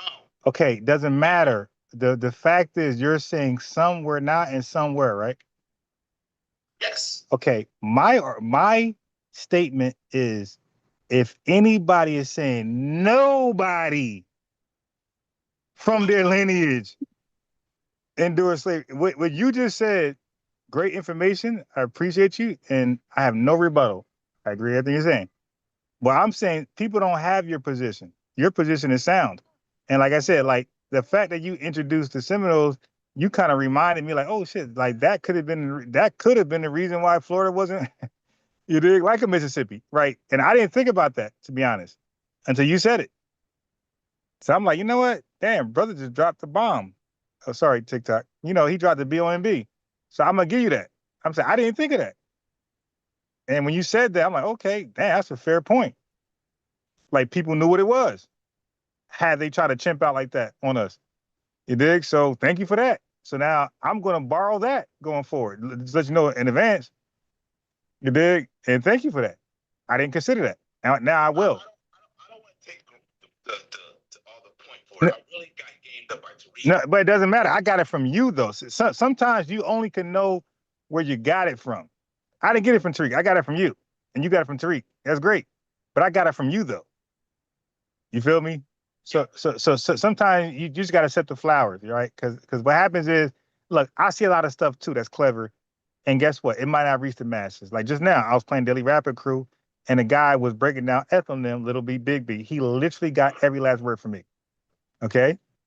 Now, but everybody who listened to him got it from him. So I can't say, hey man, that's mine. They're like, no, I got it from boy. His name is so and so, so and so, and only he know he got it from. But his listeners don't know that. So what I'm saying is, I got it from you. You got it from Tariq. That's great, and that's how information should trickle down. But my point was, there are people out there saying they have no ancestry of anyone who has endured American slavery. You said, hey, some did and some didn't. I don't disagree with that. I know that's real. Not even a possibility. I know that's real. You feel me? Yeah. Okay. So I have no rebuttal. I'm saying you're 100% accurate in what you said as far as that. You got no pushback from me. As you know, my pushback is for people who say they have zero. So Yaya, now look. Can you hear Yaya say something? Hey, can you hear me? All right, can you hear Yaya, Yeah. brother? Okay. So Yaya, where you at on this? I agree with what you just said because I never really thought about that either. But I'm in Atlanta, you know, all that shut the builder stuff. That certain parts down here, because you know, we will take care of. You know what I mean? Just like there's some, you know, cornbread big white boys, we got cornbread big Right, black boys, and they get it right, in. right, You know what I right. mean? So, and they know, like, oh, we ain't even going over there. We're not gonna, you know, do this over here or try that over there. So that makes perfect sense to me.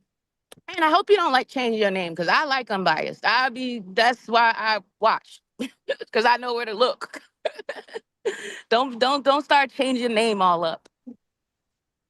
You know, but I did when you did show that clip and you said all the stuff that he was saying, and then you say, you know, I said that. And I'm like, you know what? He did say that. And I do think it's only right. All you saying, you know, this whole delineation thing, we checking everybody, even our own. So shout out to you, period, for even bringing it up and saying something. Cause you know,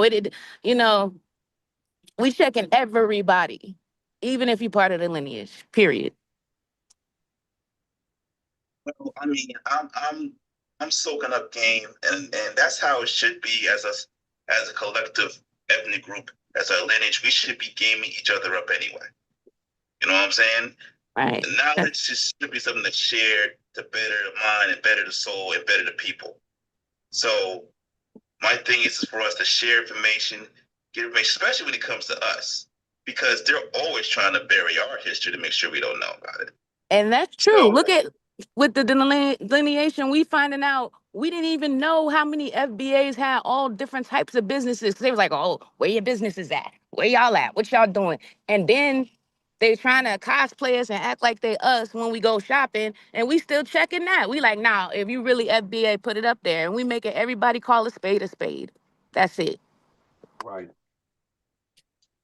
For sure. but here's what's so deep is not just the fact that we're finding about ourselves as a people, but we're finding about the people outside in the diaspora and what's going on with them.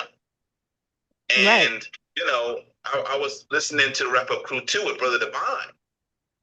And, you know, he was basically saying, he's saying the fact for the matter is that a lot of these people outside of America, blackness is not truly 100% an identifier to them. You know what I'm Right. saying? They don't go by a black identifier or a black collective. They're only doing that once they come here because, you know, America, one drop rule, you get in where you fit in. Right. And they So, sound, and now that we delineated, they sound crazy as hell. but now they don't That's what I love have about it. what they have. Excuse me, sorry. They don't have what they have to go ahead and run the same con game anymore. Nope. You know what I'm trying to say? I Because, know. I get it. you know, and that's the thing that's crazy is the fact that, and you know, Tariq brought this up. You know, when you don't believe in blackness, you're not going to care or believe in a black society or a black community. You know what I'm saying? It doesn't make any sense. Right. And so this is why you said, so when you look at our society and the crime has gone down, the more ICE agents are in this mother, the crime goes down.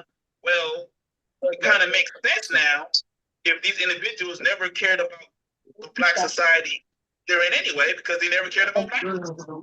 True. It's deep. Sorry, was y'all in line already? Was y'all in line? Here. Y'all in line? FBA News, brother, you take care. Yeah, so what's your name, ma'am? Sorry, I forgot your name. I'm sorry. FBA, yeah, FBA. You call me Yaya. And another thing about what you had just mentioned when they said the violence went down and all in the diaspora, they're all violent. They all don't have any problems knocking each other out. So of course the violence is gonna go down if they're gone. Why is nobody saying that? If you listen to them, we're the only people that's violent. Right. It's wild, man. This is so bad. Oh, and another thing I wanted to say about the delineation. Hold on one second. Hey, brother, I want to say one more thing. With the delineation and everybody's not participating because they, you know how they try to act like 100% of us had to do it or it wasn't going to work, and not that many of us doing it and it's working. Well, So then that means you got to be because lying they about told you a what lie, that's why. you're lying about how many of us is here. Well, You're lying. yeah. Mm-hmm. 100% of us wasn't for civil rights integration. Malcolm X and those people were against that. They were for segregation. So the 100%. And what about when they blame everything on the small hats? The small hats are a small percentage of white people, but they get it done. So the people you're talking to are FOOLS, right? They cherry pick information and they misapply it. Okay, so if numbers matter, then explain the small hats. And if numbers don't matter, then why you got to hold us to everybody being on code? Well, the small hats had to, like, that's why they the first thing they wanted to do when they got out of their situation was start owning everything. And look, they still getting money. And they don't ain't even over here. The thing with them is that the small hats wasn't always financial literate. So every country they went to, like the Catholics, because they felt like it was sinful to handle money on certain days, they will force the small hats to handle the money. Oh wow. Okay. I never knew Wait, that. hold on. Let me just finish what I'm saying to sis. So sis, financial literacy was actually forced on them. And then they turned that into who they are today. You did because like they knew so much about money because they were forced to handle it during the sinful hours and days that the people who forced them to do that became 100% reliant on them for money advice and money, decisions. So they took that and they ran with it, and that's what they are today.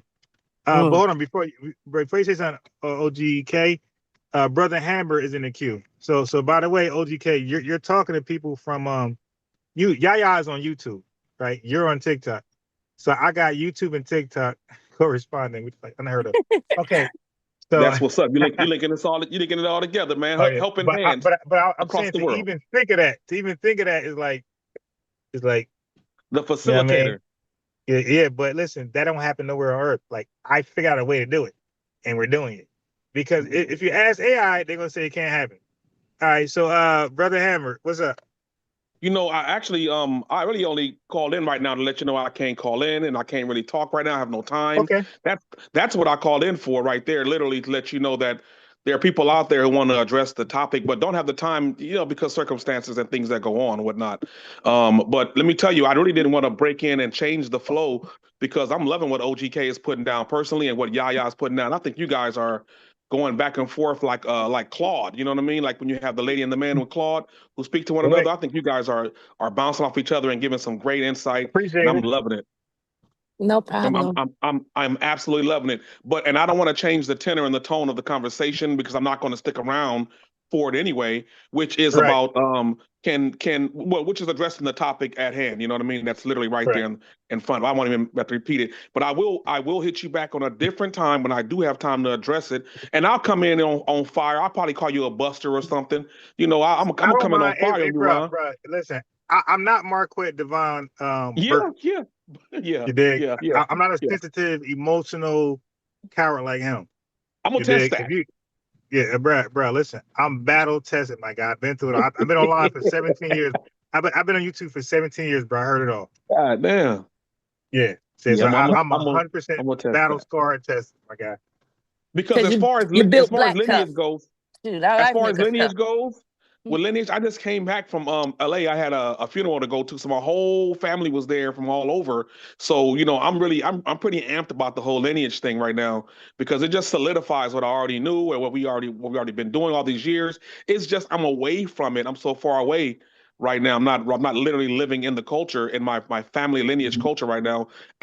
Although others are. So just to solidify it and re-solidify with me right now, it's really great to be able to come on here and speak it. But you know, the direction that we're currently talking about, let me hit you off with something, a little bit of pushback. What you're currently saying, I know many Africans, and many of them are well-meaning, and they don't like not people like us saying you're not black, essentially, even though we're just it's a shorthand for something else that's much deeper. You're not black Yeah, because when we have I this get it. I get delineation, it. I get it. It's a play on. Like when you say that, like people gotta have time to hear it, right? But if it just comes off like that, I understand it's not going to make any sense. I get it. right, and even though I enjoy the education that you give, I don't think that it's a fight worth having at this point, just because people are You may be so right. frivolent. They're so frivolent when it comes to Wait. Now, saying black. I wouldn't. Okay, I agree and disagree. Okay, so I agree that I agree with this because I came to the same conclusion. I said I don't really got to fight this as hard because we gave ourselves a marked term. We added an F before black. We added an N before black, right? So Mhm. we really ain't got to fight the fight like that. But because we already added delineating, terms to it where we're separate. But I do it just for education, Understanding, right? Right, yeah. But I thought like you. historical I understanding. thought like, but listen, I thought like you though. I felt like I don't gotta lead with that. Yeah. Historical Yeah. understanding and accuracy is what you do it for. And just to put our foot down and let it be known, like we the ones who made this something. It wasn't nothing. Y'all hated it until we made it a something. So let that be. Don't now y'all jumping on Right. this side. But I just listened to a video before I even hit tap the button, the link, excuse me. And the South Afrikaner, how's that? Did I say that okay? Yeah. Okay, the South Afrikaner, the Dutch Afrikaner, was explaining that if all of his kind, the pink people, if they all left Africa, which a lot of them have already left, he said, then what would Africa be?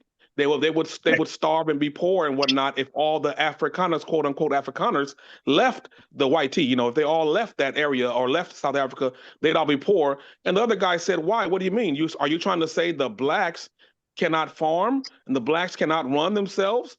And so they were very frivolous when they were throwing out the word black, and they were saying it in that manner. And those are people who you have not touched or we have not touched yet. So they're Oh yeah. Oh all yeah. Oh yes. Yes, I using this did. term. Oh yes, I did. Hey, bro, do the name Steve Biko ring a bell? Steve Biko. Steve Biko, that name ring a bell? Yes. Yes, it does. Okay. So Steve Biko said in his writings, in his books, that he was inspired by Malcolm X, Right. Elridge Cleaver So that means that he learned about black through us, and he went to South Africa and brought black to them. Now, but he plotted differently. At that time, before he took black from us and introduced to South Africa, do you know what the South African you know what they were called at that time? Mm. Bantu people. Oh, that's right. Bantu. The Bantu. I think Yes, that. right. Right, That's right. correct. So okay. So what he did was, and do you know they regard him as the father of black? Black is beautiful. Blackity black, black, black. Like he's the No, father of black, and in South Africa, you could Google over this. there. Steve Biko. Right. But he Mm-hmm. was supposed to. But he was supposed to redirect the credit back over here. He didn't do that. So he let them crown him as the author of Black is Beautiful, Black is this, Black is that, which is what we call cosplaying and tether, right? But they are Bantu people. They're not black because they don't use the black the way we use it. We don't use black as a color, my guy. I'm light skinned, but I'm black. I got two foundationally black American parents. And we don't use black as a racial descriptor either because or a racial classification because that's billions of people. When we say black, the average foundation black American, when we say black, we're normally talking about ourselves. When we say black history, Black Wall Street, blackity black, blah, blah, blah, blah, blah, black, we're talking about ourselves. We're not thinking about Africa or the Caribbean. Okay, so he took black and brought it to South Africa and misapplied it, and he used it as like a racial type of thing over there, which, yes, he did. So he brought it over there only for it to just be part of the color packs. That's it. And that's how they became Black South Africans. And like I said, so I agree with you. Like arguing that I do, the average person shouldn't do that, right? I do it because I know what I'm saying and I can defend it. But that's not much of an argument, like unless you know what you're talking about. Because there is a such thing called racial classification, right? And the name of that race is black. So when they check the black race option, they're not wrong. You feel me? Like that's the bottom line. Like they're not wrong. Like what else would they check? Because racially they are black, but they don't know that they're not black ethnically. They would check up. They would check other and they would explain themselves. That's what they would check. They would check other and say what they are. No, they don't got to because there's a different option for that. Wait, hold on, yeah. The application is now in 2026. It mentions race and it mentions ethnicity. So what I did on TikTok, check out my TikTok, check out my YouTube community post. What I did was I had uploaded a form that I had to fill out, right? At a dentist. And the race was black and the ethnicity, the first option was African descent. And the last option was Native Black American descent. They delineated. Yeah, go to my community post, go to my TikTok uploads. I took a picture of the form and put it there. It's a real form. Native, but not foundational, not ADOS, not Freeman, not Salon, not all these other Native Black American descent was on the form. Okay? That's huge. Very huge. So that means you're about to start seeing it everywhere. And that's why I say native is the best term to call yourself because it's self-explanatory. You don't even got to like debate that. That's the way I identify as Native Black American. My time is pretty much up right now. Unfortunately, I do have to run. My dogs are going. My dogs are running all over the place. I do got to run. Make a copy of it. That's what I was thinking. And you're L206, right? They're saying that they don't have access. That's what's kind of been delayed. They said they actually tried to go by today. I don't know who. I don't know who's supposed to be in charge, but I could leave my key in the morning. Well, yeah, go on mute. Go on mute. I think you're talking to us. Go on mute, sis. Let OGK go. Oh, I thought she was too. No, wait. Before I run, let me tell you this. I have no slave ancestry, and I'm a foundational Black American, no slave ancestry. Yeah, let him know. Hey, next time, Amber, we'll talk. We'll talk again next time. That's what's up. That's what's up. Right, hey, peace to the room. And guess what? You might be the exception, but the other folks, those other folks, I don't believe they are. Thank you. Okay. Not even the exception. Not even the exception. No. It's not like it's a so few No, of us. wait, hold it for next conversation. Man, you don't tell me what to hold, man. I know what I'm saying. You can't control my mouth. Nah, because it was OGK turn to be fair. Oh, okay. Go ahead, OGK. I love that guy. Peace. All right, peace, bro. One. OGK, go ahead, brother.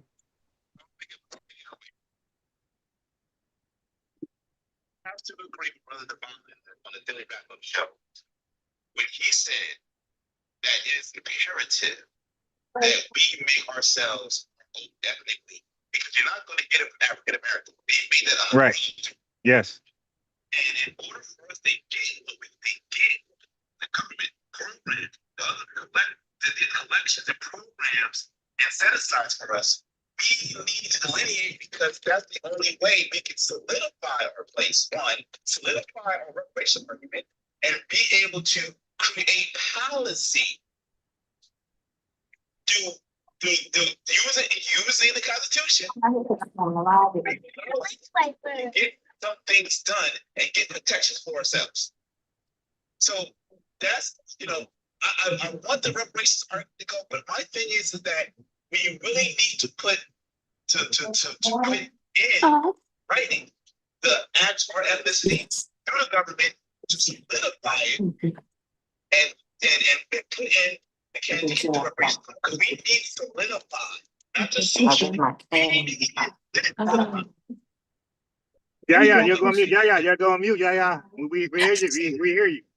Oh, okay. Hey, can you hear me? Yeah, I'm you're sorry. going mute. We hear your background. It's Oh, like I'm loud. sorry. My bad. Yeah, brother. We have to push for an ethnic unity and for our ethnicity to be put in things as you said. You know what I'm saying? To be put in forms, put in everything. Me personally, native is okay, but me, I still want that foundation on them. No problem. Just solidify it. That way we don't get But listen, when you say you're native, okay, look, let me ask you this, OGK. Which one came first? Were you foundational or native first?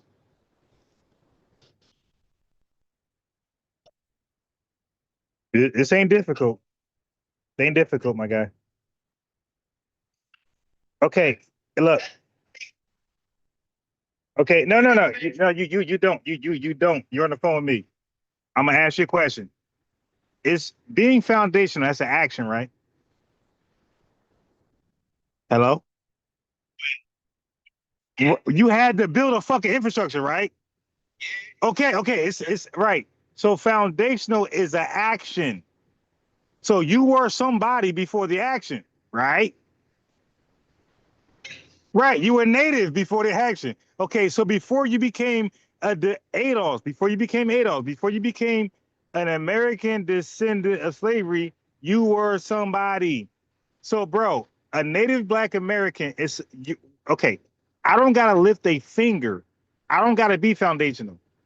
I don't gotta lift one finger, and I'm still a native Black American. I don't need an action. I can did nothing. I could have been lazy, sleep while this country is built, and I'm still native Black Americans. So you were native before you did an action. Because listen, you do acknowledge that Africans were brought here around less than 400,000, right? Yes. Okay, right. So when they were brought here, they didn't do nothing yet, right? No. Listen what I'm saying to you. When they were brought here and hey, sit down. When they were brought here and let off the ships, you agree ships actually happen, right? Okay. So as they were being unloaded off the ships, at that point, did they build anything foundational? As they were being unloaded off the ship. My God, yo, listen. Hey, bro, I can't. Hey, bro, I can't. Hey, bro, I can't. I gotta mute you. I can't. And this is what I'm trying to say. This is why I'm him. I don't have a fucking agenda. I just go with the truth. The nigga can't. Hey, yo, OGK, have a good day, bro. Have a good day. Hey, yo, once I can't have an honest conversation, I gotta kick you off. Beggar boy, you there, brother? Yo. Peace, bro, my guy. Are you there? Yes, I can hear loud and clear. Okay, so I'm gonna ask you the same shit, right? Because I agendas. I don't have an agenda, my guy. I just go with history, right? That's why I say everything I say. You can Google it. He don't make that disclaimer. A lot of people who run their mouth, they don't make that disclaimer. Like, right? I'm saying if Google disagrees with me, I'm wrong. Google is right. Hey, bigger boy, how many people make that disclaimer? Nobody, right? No, right? Nobody does that because everybody go against Google at some point. Stop it. Okay. What I'm saying is, I'm saying everything I say should align with a simple Google search. Okay. So now, you consider yourself FBA, right? Okay. And your ancestors were freedmen too, right? I don't know if they were free or not, but we Okay. Were they free from slavery by the 13th Amendment? Yes or no? By Abraham Lincoln. So they were freedmen. Okay. Okay. Cool. All right. So now the next question is, okay. So you believe you got African ancestry, right? Or no? Okay. All right. All right. So no problem. So do you agree that Africans were brought to this country from Africa, right? Okay, cool. I do too, right? So, okay. So when those Africans were unloaded from the slave ships, I mean, they just touched ground. They're being like sent somewhere for location. They're still in chains. So while in chains and shackled, right? Did they build anything just yet?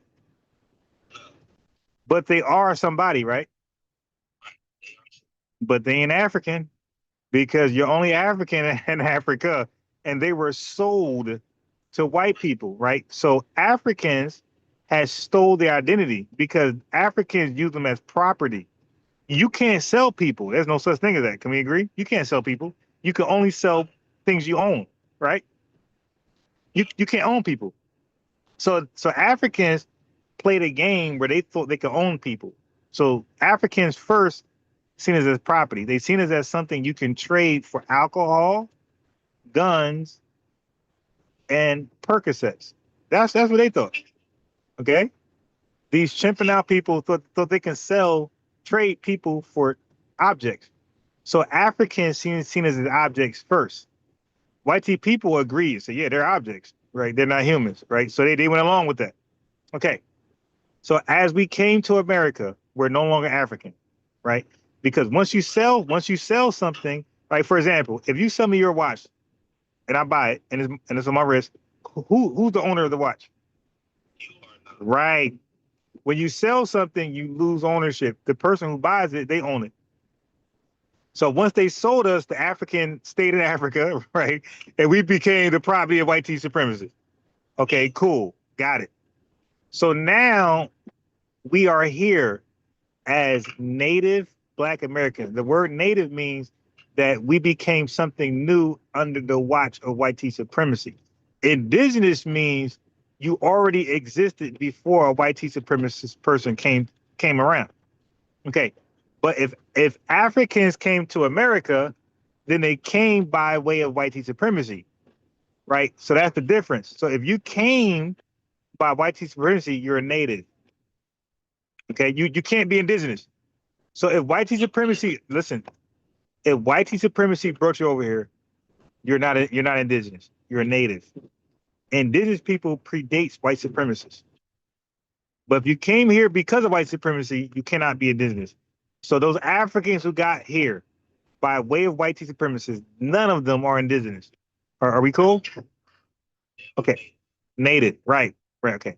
So now some of them linked up and linked up with the indigenous and had mixed with them, had kids, had shared the same culture, same language, endured slavery with them.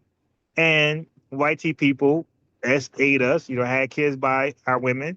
So we became an admixture of indigenous, African, and European. I mean, bro, this is so elementary. I don't even know why we're debating this. Right. So the average FBA, not every last one of us. Some FBAs don't have no African in them at all. Okay? Zero. I'm not saying everybody African ancestry. I'm saying I believe folks who say they didn't find nothing. I agree. I would never say like a Pan-African. Oh, you African? No, no. If you say there's no African in you, I believe you. Okay, and I'm gonna go with that unless you contradict yourself. Okay. So if you was here and you're not an admixture, then you are indeed indigenous. But indigenous people are also native. It's tricky, but native people are not indigenous. I know it sounds crazy, but just go with it.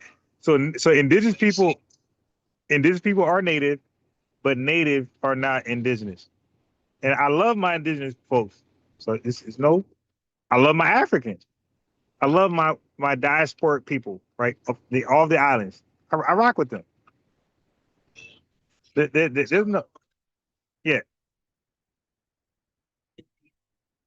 They went to slavery too, right? Well, depends. Not all. Some did, some didn't. And this is and what you're right, Bigger Boy. You're with me 100%. I'm with you 100%. We see the same stuff from the same lens. Okay. So there are people who see it differently. And I'm gonna invite somebody up right now that might see it differently. But so far, my guy, you see things exactly like I do. And guess what? Both of us are aligned with history. When somebody say something different than what we acknowledge, they are potentially ahistorical. Case in point. Case in point. Hey, what's up, man? Introduce yourself. Your TikTok name. No. Don't go mute. Elmer, I'm gonna need you.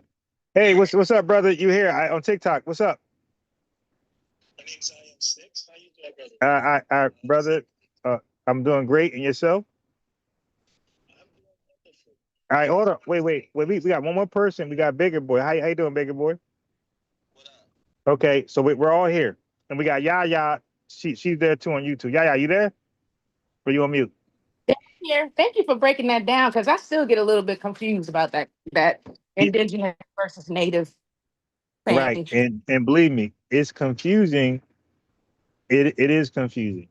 I be confused, but just because we're confused, it doesn't mean it doesn't make sense. It means that we just can't make sense of it just yet.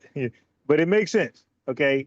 So my goal, so what I do, brother, that just hopped on, what I'm good at is making sense out of things that's confusing. Okay. So anyway, go ahead, brother. That just called in. Viewing and listening for a long time. Here? Just want to say Here? this. Okay, go ahead. Yes. I know about the PDF that's supposed to be coming out. I've talked to you a few times. Oh, yeah, okay, yes, sir. I just want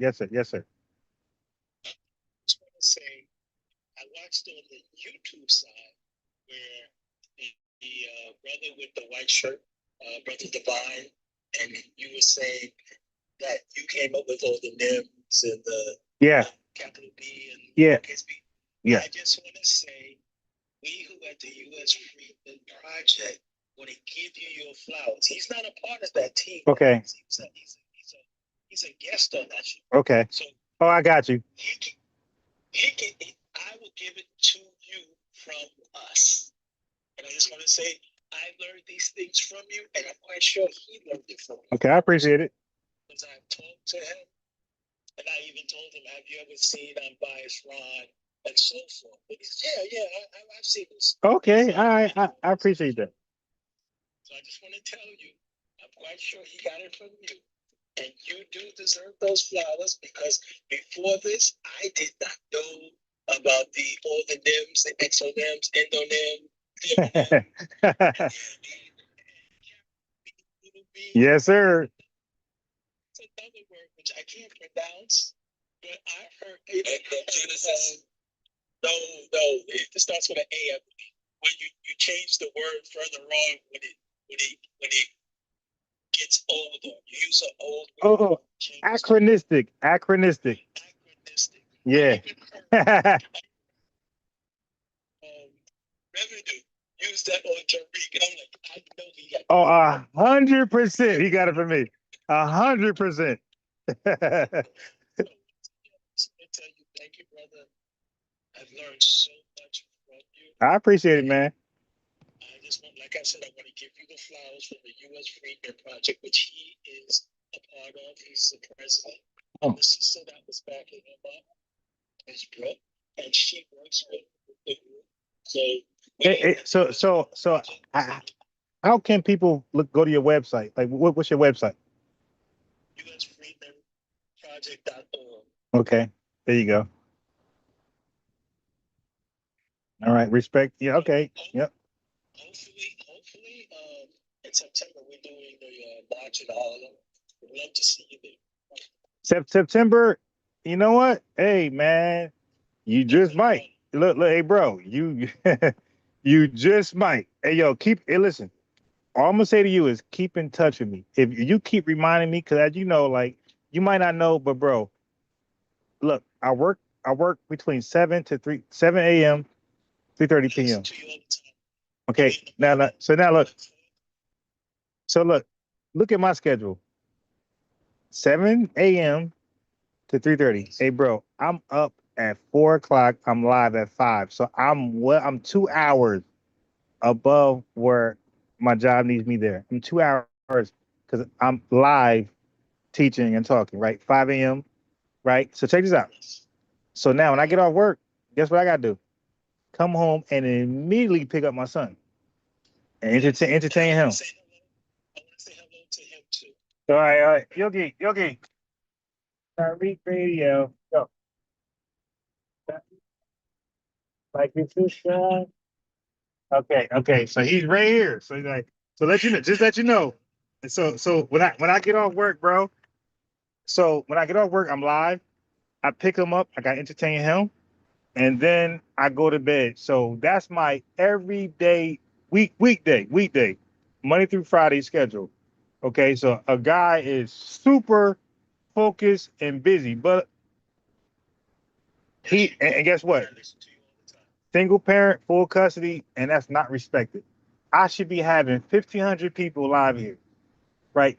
You got a bunch of bum Negroes who call themselves alpha, you dig? Who don't like their mother, who got baby mothers, but somehow they're alpha, and they're singing with no. Some of them don't have kids at all, and somehow they're all alpha. None of them are. We go from now. Look, I like Kevin Samuels, divorced twice, right? Baby mamas. Okay, Andrew Tate, baby mama, baby daddy. Just name Myron Gaines, red pill, no kids, no wife. So I'm waiting for an alpha male to be married with kids. We can't find one. Yeah, but they get all the views. They get all the views selling packages how to be an alpha. You dig? But me, spitting real game, single parent, full custody.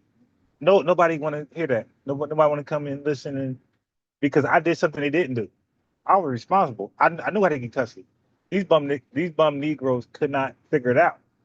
Because they listen to Kevin Samuels, they listen to Andrew Tate and Myron Gaines, people who are all on child support or don't have kids at all.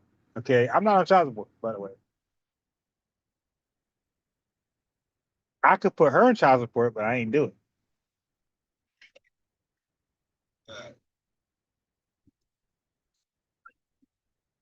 Big, but they're alphas though. They're all alphas. Like whatever that means. Right? Like alphas is an animal kingdom word that they place on human beings. But whatever, we'll go with it. We'll go with it. I just want to tell you that we're a small group, but we've done a lot in our time being exposed. I'm still learning from them as well as from you. The legal side, we went up to Albany a few months back earlier this year. We met with some representatives to try and get some big. So you guys are pushing tangibles, right? Right now, we're pushing the aggregation, things like that. Yeah, disaggregation, right? Right. No, but that's a tangible because, hey, bro, listen. That's a tangible. No. That's a tangible. Let me explain. Hey, bro, I have a photo on TikTok, right? I went to the dentist, fill out a form. Right. That's because of you guys. That's because of you, not me. That's you. That's your work. Okay. So your work that's a tangible. I had to check that box or African. But Native Black American was there descent because you guys are pushing what you're pushing, and you guys are active. So in your small group, whatever you say, but you have a powerful impact on public forum. So just shout out simply first. Of course. Of course. It's out in East New York. She's the one who took us in, did a lot of things for us, and she's backing us 100%. Hey, bro, what you got to do? Look, because I gave people my Yahoo email, but I can't have access to it because I got a brand new phone and my laptop was just fixed and they erased. Yeah, but they erased my cache, so I can't even get to my own email. But look, but my Gmail, I can access that. So for everybody, yeah, everybody, don't email me Yahoo because I can't even get it. All right. But if you want instant access, I check my email every day, my Gmail every day. Okay. Ready? So it's Swazi, SWAZI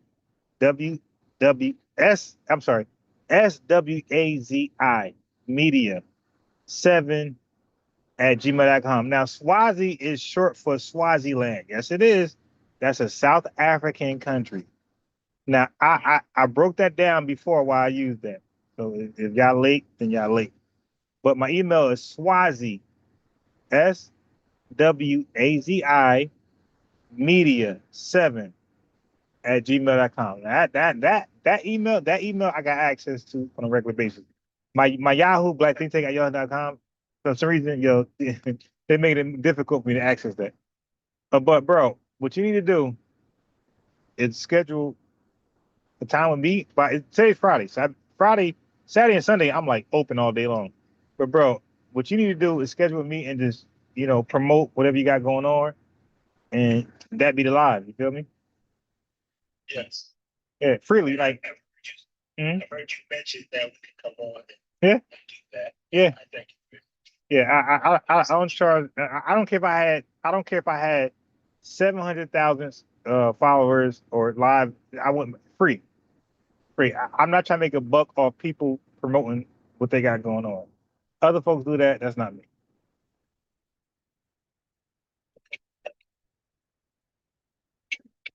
Yes, sir. So Again, I just want to say thank you. And when you finish with me, you can just drop it because I'm okay. Let me drop. Okay, thank you, brother. I appreciate you. Major respect. I dropped him while he was talking. They always do that. They like drop me. You drop when they start talking. Bigger boy, you still there? Yeah, no doubt. All right, go ahead, brother. Go in. I ain't really got much to say, man. And whatever you got to say, go ahead. Hey, whatever it is. Shit, I'm gonna go ahead and give you your flowers now, man. But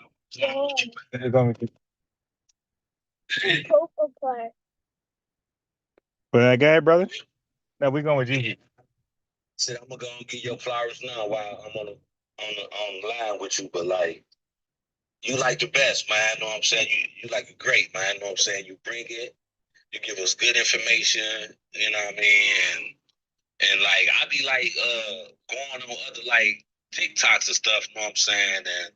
And I always hear what you be teaching, everybody saying it over and over. You know, so, like, I mean, that's just what it is now. Yeah. Like, and they don't get no flowers, bro, where it came from. Zero. Yeah. At all. At all. At all. At all. Everybody got this exonym and all. You're right. Come on, bro. I have an actual date when I start talking about that. None of them got a date earlier than my date. I guarantee you that. Right. And then, you know what I mean? But, you know what I'm saying? It's a good thing, though, because, you know what I'm saying? Of course. You know what I'm saying? The black community, you know what I'm saying? We definitely you know what I'm saying, gripping on to it, and, you know what I'm saying, spreading it out, you know what I'm saying, so the younger generation can, you know what I'm saying, understand, you know what I'm saying? Yeah, but, facts. yeah, it's you know what I'm saying, you definitely the great, man, you know what I'm saying, the goal, you know what I'm No, saying? I appreciate it. Yeah. And believe me, bro. Like people like you and a brother who just called in. Hey, yo, y'all, it's only two people, right? Two, 3, 4, 5 people. Hey, bro, that keeps me going. I don't need 1,000 people to stroke my ego. You dig? Like these other weirdos. 2, 3 people acknowledging what I'm doing makes me go stronger and keep going. because at some point it does become discouraging when you know you're dropping information that was never heard before, and you got like 3, 4, 5 live people watching you. It does become discouraging because you know what you said was powerful, and 3, 4, 5, 10 people only are interested. It becomes discouraging. You feel like, let me do something else. Let me talk about love and hip hop. Let me talk about, what I mean, goofy ratchet stuff. Because I'm telling you, as people do not support, because you saw, I'm a single father, 4-year-old, I work, you dig, and I got a business, a side business. But it's gonna be full time. It was full time before the pandemic. The pandemic crushed it, so it's like a side business now. But I'm trying to grow back into a full business.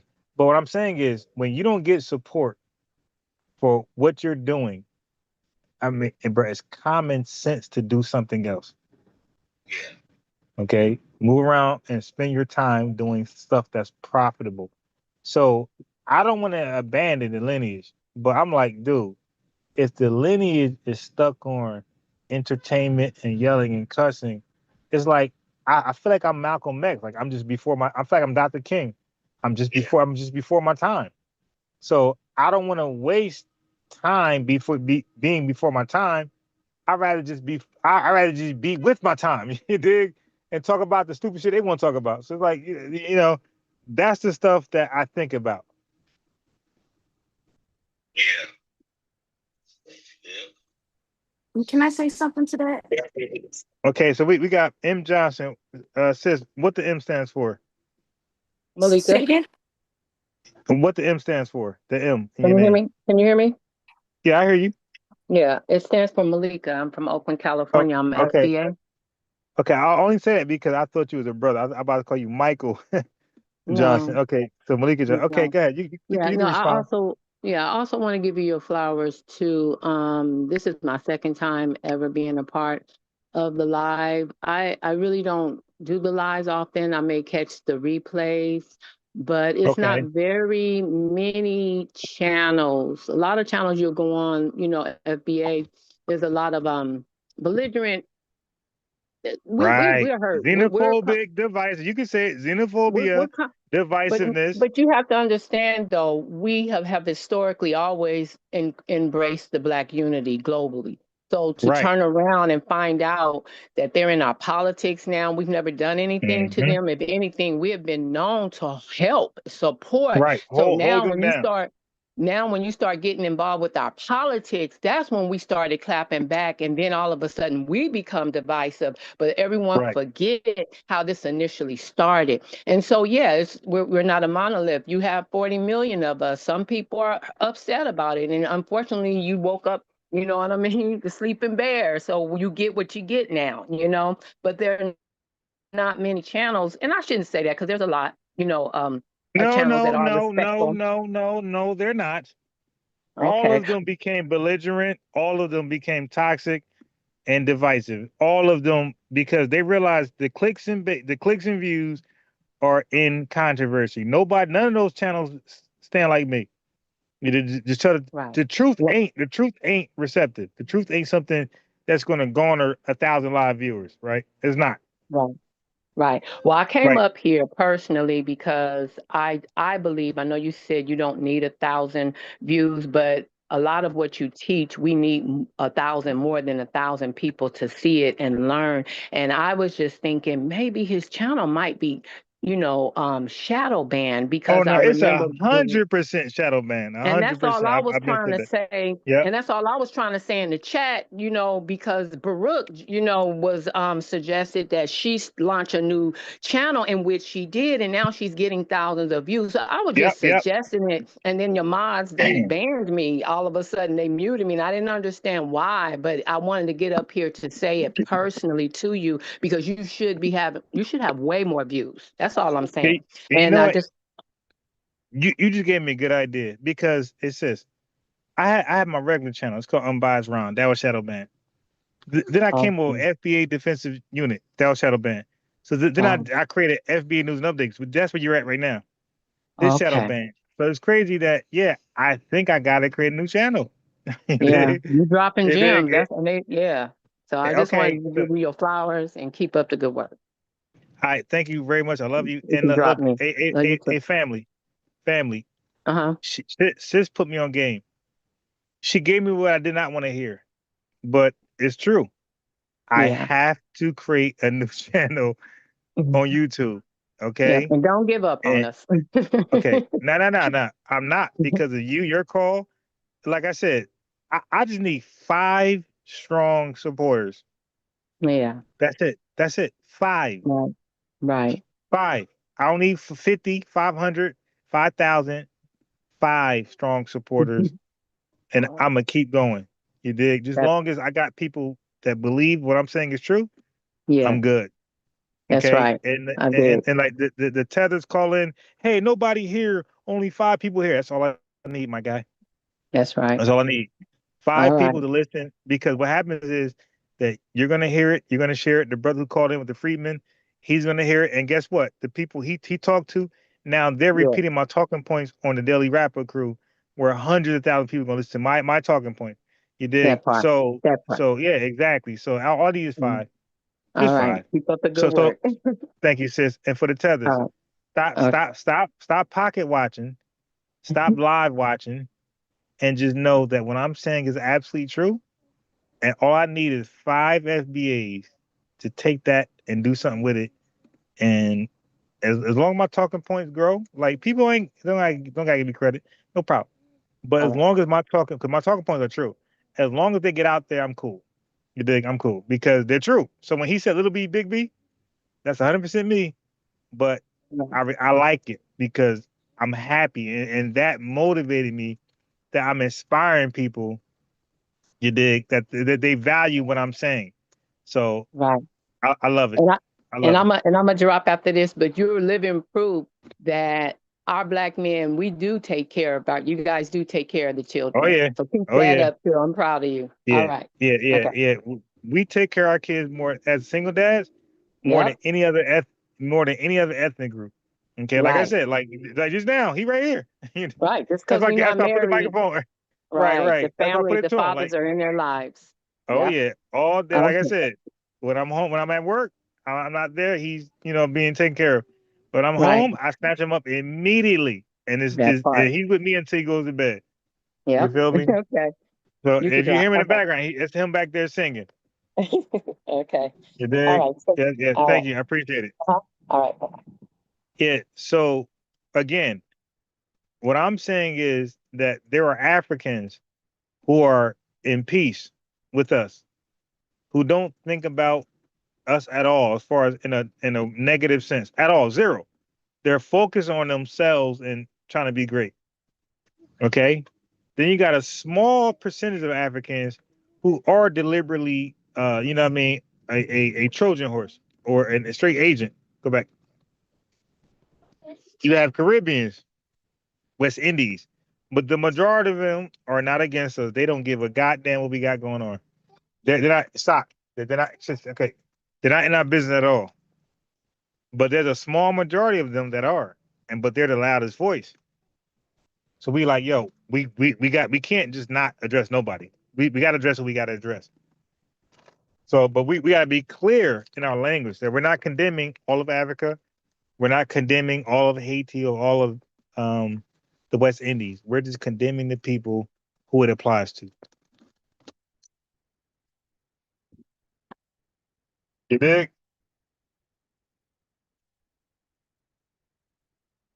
All right, hold on 1 second. Let me do my thizzle. Are we going with Gigi? Yes, we're going with Gigi.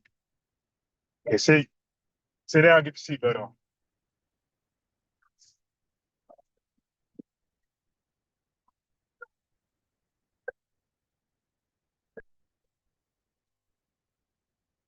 Okay.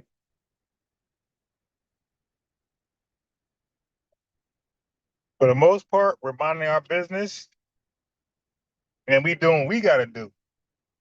You dig? We're not undermining nobody. We're not sabotaging nobody. We're just simply trying to be great. But what we are going to do is call out anybody who is sabotaging and undermining us. There's no way out of that. Okay, so if you believe that you have no descendants who went through American slavery, and somehow you're still FBA. Unbiased. Yes, sir. That's another thing too, man. It been a lot of FBAs about that Indian stuff, man. Like they never, like they family never been on a plantation before. You know what I mean? And like that's kind of wild. You know what I'm saying? Like like FBA do not mean you's an Indian. And that's my thing. And my thing is, Baker Boy, is that all these Indians who got all the mouth when they're in their own enclaves and spaces, right, where they got all the mouth, they look at me as Debo. Yeah. Okay, when I'm not around, they got all the opinions and all the facts and history. Now I'm here saying, hey man, if that's true, click the link. Let's talk about it. Hey bro, and look, and some did click the link, and you all heard it because I got his clips. I embarrassed every last one of them, not on a personal note. They themselves, I asked them questions, and their answers were that they are not of our lineage, right? So it wasn't me like forcing something on them. Their answers said they were not of our lineage. So I'm saying a lot of people who say they're Indian or anything to do with feather, I'm saying automatically assume they're a tether. Okay. Yeah. The burden of proof is on them. Come talk to a guy who is something like a phenomenon. I'm something like a historian. It can't get no better than me. Like, why go talk to a random FBA who ain't really educated, really, research?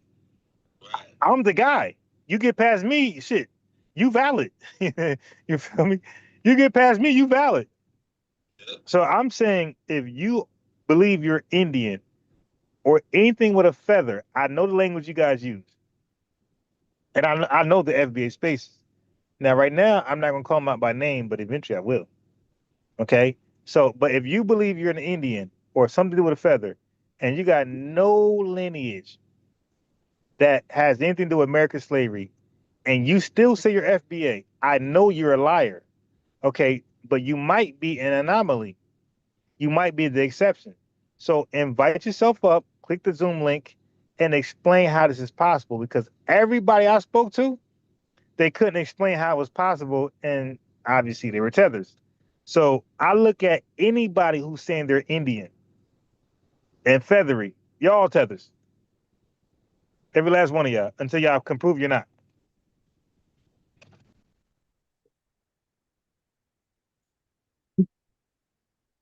I just want to say that I did hear in some spaces people saying that, and I was just like, huh? That doesn't okay. And I was like, well, like anything could be possible, but that's highly unlikely because we live in a very it was black white then. Right. We go around the world calling everybody else black if they not white. So if it was black white and we know how they feel about anybody else, how did y'all skirt? You know what I mean? How did y'all skirt all that when they go around labeling everybody and then disenfranchising and messing with everybody? And somehow you don't have okay. So this is why all my lives been, hey, if you don't have American slavery ancestors and your FBA call in, not one of them called in. Okay? So that tells you that they're full of shit. And they know they are. And they know about me, and they know how I research. They know they can't try that over here. You might try on those Pan-Africans, that might work. Because they're goofy too. But over here, somebody who researches, and I know a lot more than the average person. Listen, just try me. I'm saying play devil's advocate, whatever. Just come in, just let's go. Not one of them calling. And matter of fact, somebody called in yesterday, and it was a short live. You dig for that person? and yeah, no, it was short because I said, bro, if nobody in your lineage is an ancestor of American slavery, bro, how are you foundational? And I gave the definition of foundational, and he couldn't answer. And look, he ain't the only one. I got a bunch of archives on my channel, Black News and Facts, and Blacks spelled the X, not CKS, BLAX News and Facts. I got I got about 5, 6, 7 dialogues with Indians, and all of them couldn't answer the question. Okay, so I know that they're not up to par to talk to me, and they know they are, and they know they're not. They know that. That's why they'll call in Pan-African channels and other channels and talk big shit, but they will not come here. I damn gotta pay them. Hey, look, yeah, okay, look, somebody. Now, see, they might troll and get $10 for no reason. See, I can't do that because I was gonna offer right now. Hey, if you believe you're look, you need receipts. If you believe, cause I know y'all need money. If you believe that your FBA with no slavery ancestry, I will cash app you $10 right now if you answer my questions. But you have to have receipts of you being in that position. You can't just make it up today. Like, so that means you gotta give me your IG handle or TikTok handle, and I better see some Indian stuff for about a year or so, right? I will cash app you guys $10 right now on the fly. If you call in and tell me how you're FBA without having slavery ancestors, you dig? $10, you can hold me. I'm a man of integrity, you dig, and credibility. So I'm gonna pay you. Just call in. So I'm offering you guys free money. Put in your gas tank. Buy some coffee. You dig? It's on you. Put it towards the bill. It's on you. Yeah, But I feel that. but they won't call in though. Like I mean, goddamn. Like what? I'm not gonna give y'all $100 because then y'all will call in. I know y'all broke Right. as shit. Yeah, so y'all will call in for $100. But $10 right now, right now. I will cash app you $10. You call in and explain how your FBA with no ancestors that underwent American slavery. You got a free $10. Whether you're right or wrong, whether I cook you or I don't cook you, you got $10 for sure to take care of something tomorrow or today. I mean, because all I can say is they came up with every system to try to, subjugate us and all this. And then it's like, okay, y'all wasn't slaves, which then how did y'all get caught up in the red line and all this and this and that with everything else that comes with being FBA? But y'all slid through the cracks on that most important part. Right. Baker boy, you got something? No, I'm saying that you want to add to that? No, did you want to add?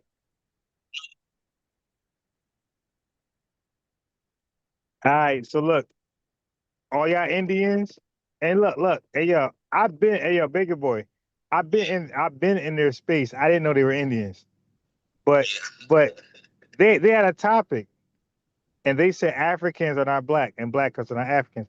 Now you know they got that from me, right? So I came on to represent the argument. I did good, and they said I did good.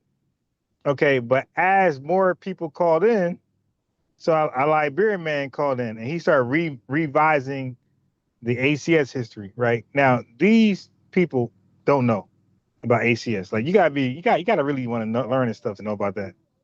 Okay, so they were insecure to challenge him, right? So they let him just go. And I'm trying like, oh, let him talk, let him talk. Now these are so-called FBAs saying let a Liberian just lie about and revise Liberian history. So I'm like, okay, so like they muted me. Let him talk, let him lie, let him lie. So as he going on lying, and these now they say, hey, all my feathers. They said to him, I'm like, feathers? Like what? What I just joined? Okay. So now these feathery people said that the free blacks who went to Liberia were not free blacks from slavery. These were actually Cherokee Indian and all type of bullshit that they said they were. I'm like, oh, so I left. I'm good. I left because I didn't want to be. I didn't want to like crash out and do that. So I just left. I just disinvited myself. I'm out. Okay.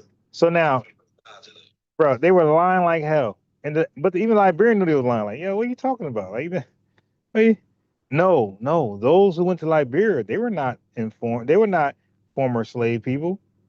These were Cherokee Indians and Choctaws and Canadian Indians, all type of stupid shit. I'm like, I'm out. Okay. So I'm saying that if anybody, and by the way, the person who promoted this, they got 300,000 TikTok followers. Now they're cosplaying as FBA, by the way, but they believe that's part of their doctrine. So that's why I'm like, yo, either FBAs are exactly what Chud the Builder they said. Because Chud the Builder made some crazy claims about us, right? Okay, now if you FBAs can follow a channel like that said that the Liberians were not formerly enslaved people, but they were Cherokee Indians and Choctaw and all type of bullshit. If you can believe that, then Chud the Builder was right about you guys. Okay? He was right. If you're that easily manipulated, then he had an argument that's validated about you folks. Okay? Like, we cannot be that goofy in 2026. We got ChatGPT, we got Grok, we got Gemini, we got Venice, we got all these AIs out here, and somebody just can lie like that, and we just go, okay, that's the truth. Okay, at some point, white supremacists are right. At some point, for some of us. Like in 2026, we should not be that easily misled. If you're that easily misled, there is something with you. You dig? There is something remedial, primitive, cool, whatever they saying about you, chimping out monkey. If you're that gullible, then what they're saying about you isn't all the way false. Now, they plaster it on the entire lineage. That's bullshit. But the people that it fits, it fits. Okay. Okay. So if you sitting around here believing that, this person got 300,000 followers, and yo, you know what's up? Tariq Nasheed invalidated her.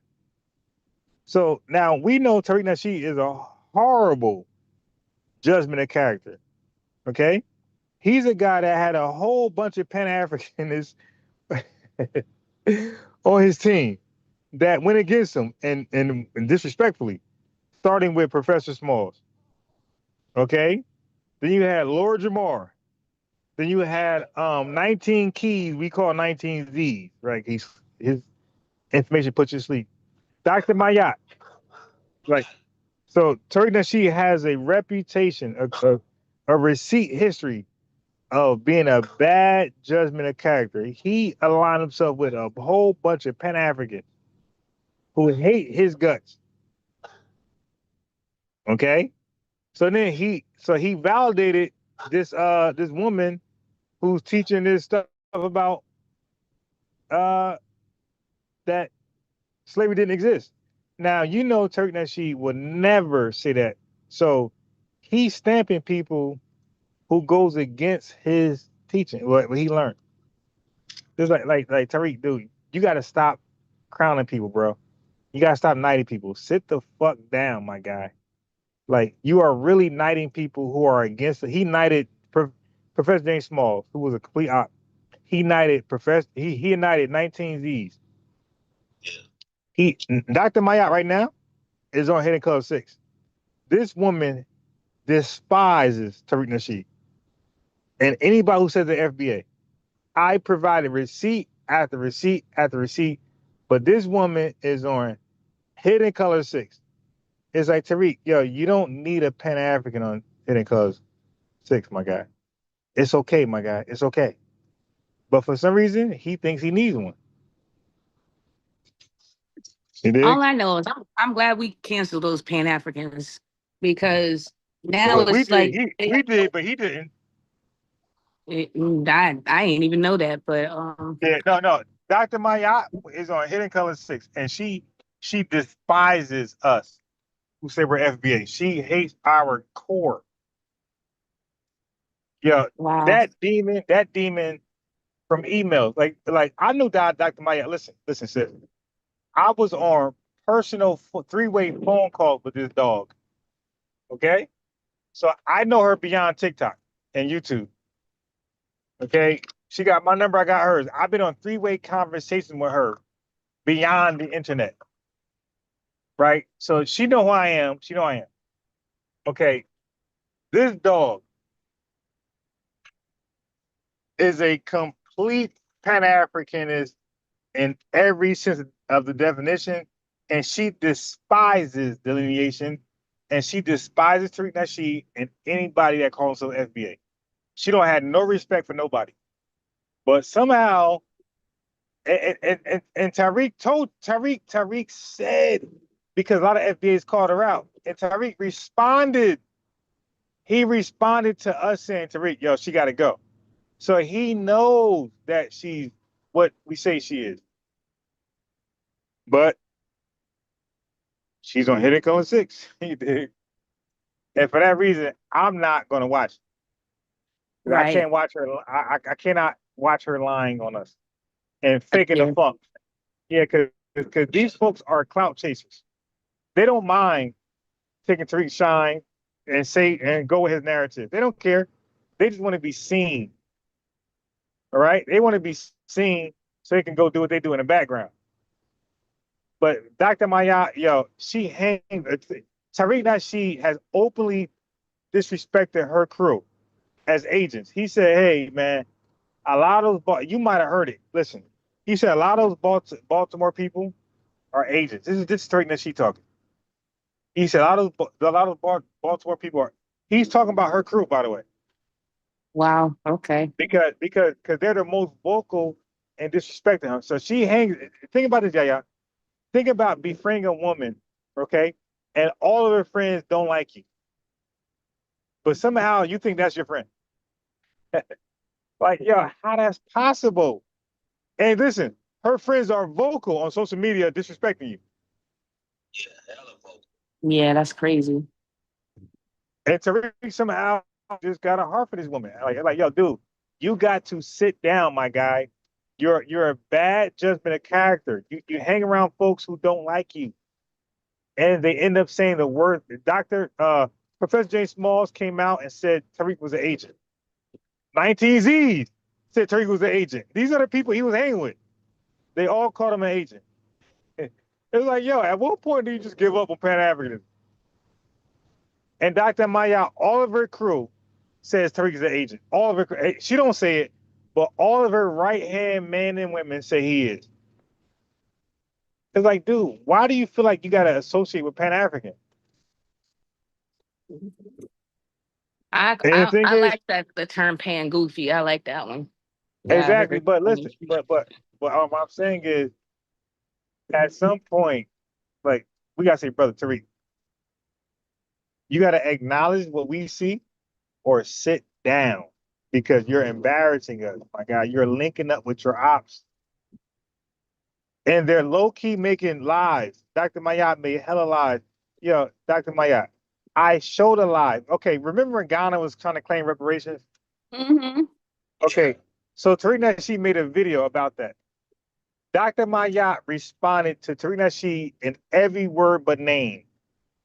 I played listen, I played the video of her talking about Tariq Nasheed without saying his name.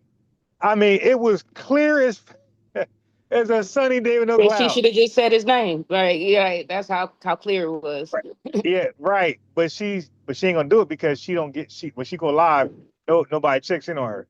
So she's looking for like clout. She's looking for that she platform to give her, some views.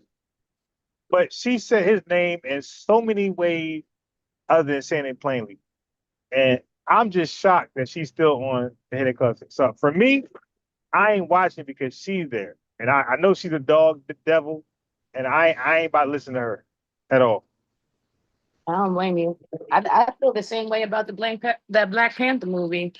To be honest, I'm like I'm tired of. I'm just overloaded with foreigners. I'm just done. I can't. You know. And I think that's the mood of most. I'm not gonna say all of us FBAs, but most of Right. us, we just overloaded. We done. None of them like us for real anyway. So it's like, why do we Well, care? I want to say none, but I would say the most vocal don't, Hmm. because you got Africans and West Indian people who know nothing about FBA because they're worried about just making ends meet for themselves. You dig? Like they just living their life. They're not on Right. the internet. You dig? They working 40 hours a week, 60 hours a week, and they just provide for their family. They know nothing about what we got, right? So they don't at all acknowledge the tether class. Zero. Yeah, they don't You dig? acknowledge the tether class, but that don't mean they still not siphoning from our community while they No, doing no, all that. I'm saying, but if their siphoning is indirect. So Hmm. for example, when an immigrant comes over here, they are encouraged to click black as a race. They don't know any Right. better. They just doing what they Liberals, told. right? Liberals are coming to them saying, "Hey, click this button right here. If you want housing, I, I know you ain't black, but if you want housing, EBT, SNAP, and all this stuff, you gotta click this." And they just clicking it because they're coming from a failed homeland. You dig? Right. So they just clicking. They just clicking it like I without a I thought. Like still don't got no sympathy for them because they have the first generations and second generations here, and they really and they and they. and, and, and that's what I'm saying. Like Hmm. there are some like revenue out there in real life that despises Yep. us. But what I'm saying to you, I'm from Jersey. I'm saying to Uh-huh. you that there are West Indians that got your back. You feel me? That don't know Hmm. nothing about revenue. That will condemn and beat up revenue. Okay, so revenue does not represent the average West Indian. The average West Indian will condemn them and beat them up. Okay, but here's the problem that I have with Indians. They allow a revenue to exist without calling them out. It's like, yo, you got to call out your tether class. Yeah, that's true too. Okay, yeah. By not doing that, it's a problem. But what I'm saying is like people are human, and humans Yeah. because be doing full of shit. Larry Elder, Thomas Sowell. These are FBAs who ain't full of shit. Jesse Hmm. Lee Peterson. So I'm saying humans, when it comes to the human race, you're gonna have some people who ain't worth a damn and some people who are. So when it comes to Africans and West Indians, the same rule applies. You're gonna have a lot of West Indians and Africans who are valuable, and you're gonna have a lot. That's all. So I wouldn't condemn everybody because you will I'm come not. across. I just feel like that's what they say when there's a room full of snakes. I'm not trying to find the two or three that No, won't bite me. I get no, I understand that rule and it does apply. What I'm saying is when we're talking on like public forums, you gotta be Hmm. careful with saying everybody, like being the absolute, because what you Right, cannot right, do right. is say absolutely everybody is doing A, B, No, and C. I don't mean every single. You know what I mean? There are good groups of people in every group of people, Okay, but so look, so let me say this. The car I'm driving right now, right? I'm hmm using myself as an example. I didn't ask nobody for a car. I was public transportation, walking, whatever. hmm A West Indian friend that buy cars and sell them. He was like, "Yo, listen, bro, you want a car? Listen, yeah. He charged me what he paid. I didn't. He didn't profit at all from my buying the car. So he was like 100% looking me out. right. 100% looking me out. So I'm like, yo, I gotta consider that when I'm on here, these streams talking my shit. Like I gotta consider that. This guy had no gain, no profit. He sold the car Right. for exactly what he got it from. And look, he got a dealer's license. So I could never get as cheap as him. And he sold me the Right. That's car true. for exactly what he paid for it. Because he Wow. realized I'm a single dad with a kid who's walking and trying to make shit happen. And he was like, yo, I got you. So I think about people like him, like, oh, no, no, no. I We understand what you're can't. saying, and I know Yeah. it's just kind of we do need to clean up how we speak in a, I'm, as I'm in telling you. America, as you know what I mean, because we just have a lot of bad habits with how we talk, Right. Right. But And even though guess we what? say And guess everybody, what? And wait, huh? oh, guess what? And so do Africans. So some Africans, yeah, they talk the way they talk is not that a lot of them are disrespectful to us. That's just how they talk in Africa. So they bring Hmm. it to America and we're offended as Americans. So they're not purposely being offensive. That's just the way they talk in Africa and they bringing it here. And we're Americans and it's offending us and we like, yo, we trying to check them. Okay, that's going on too. Yeah, I guess I never really thought about that like that. Yeah, But yeah, I feel like if you go into another country, you have to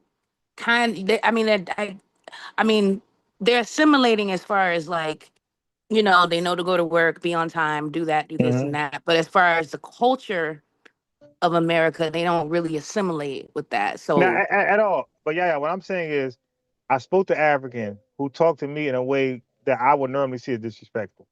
hmm Okay, but what I do is before I make judgment, I ask around, like, yeah, what's up with old boy? And they're like, nah, he talks to everybody like that. White tea, Hispanics, Chinese. So for me, being intelligent, I'm like, okay, so that must be how they talk in Africa. You feel me? right. And they didn't, like you said, they didn't assimilate yet because they have a hard accent, right? So you know they just got here. So Mm-hmm. they're just behaving the way they're behaving the way they behave in Africa over here. Okay. Mm-hmm. So at some point they gotta like make an adjustment because we can't just keep giving them Exactly. passes. Okay, so I Right. agree Just with like that. with the N word, now everybody can't say it, and even in our lineage, everybody's not with saying it.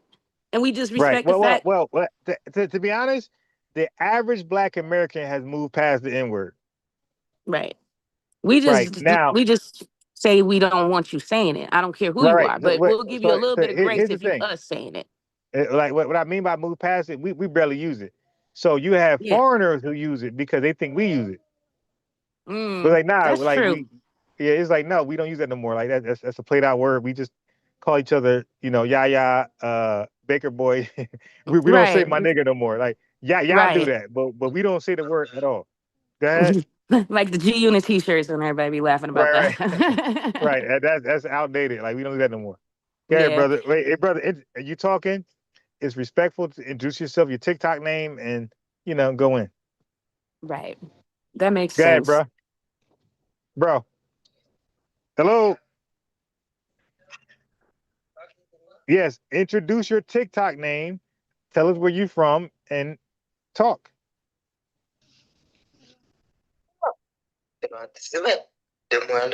Oh my. All right. Okay. Okay. But I See. did want to give another shout out to you for being a single father and taking care of your baby.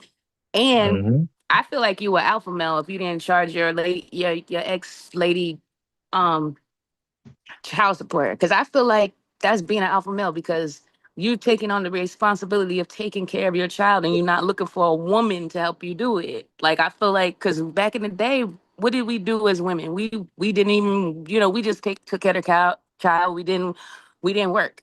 You know what I mean? Mhm. It's until everybody got selfish, Right. and then, we know what it is But now. but but let me say this. I do have some experience working in public housing. Okay. The average Black American woman does not get welfare.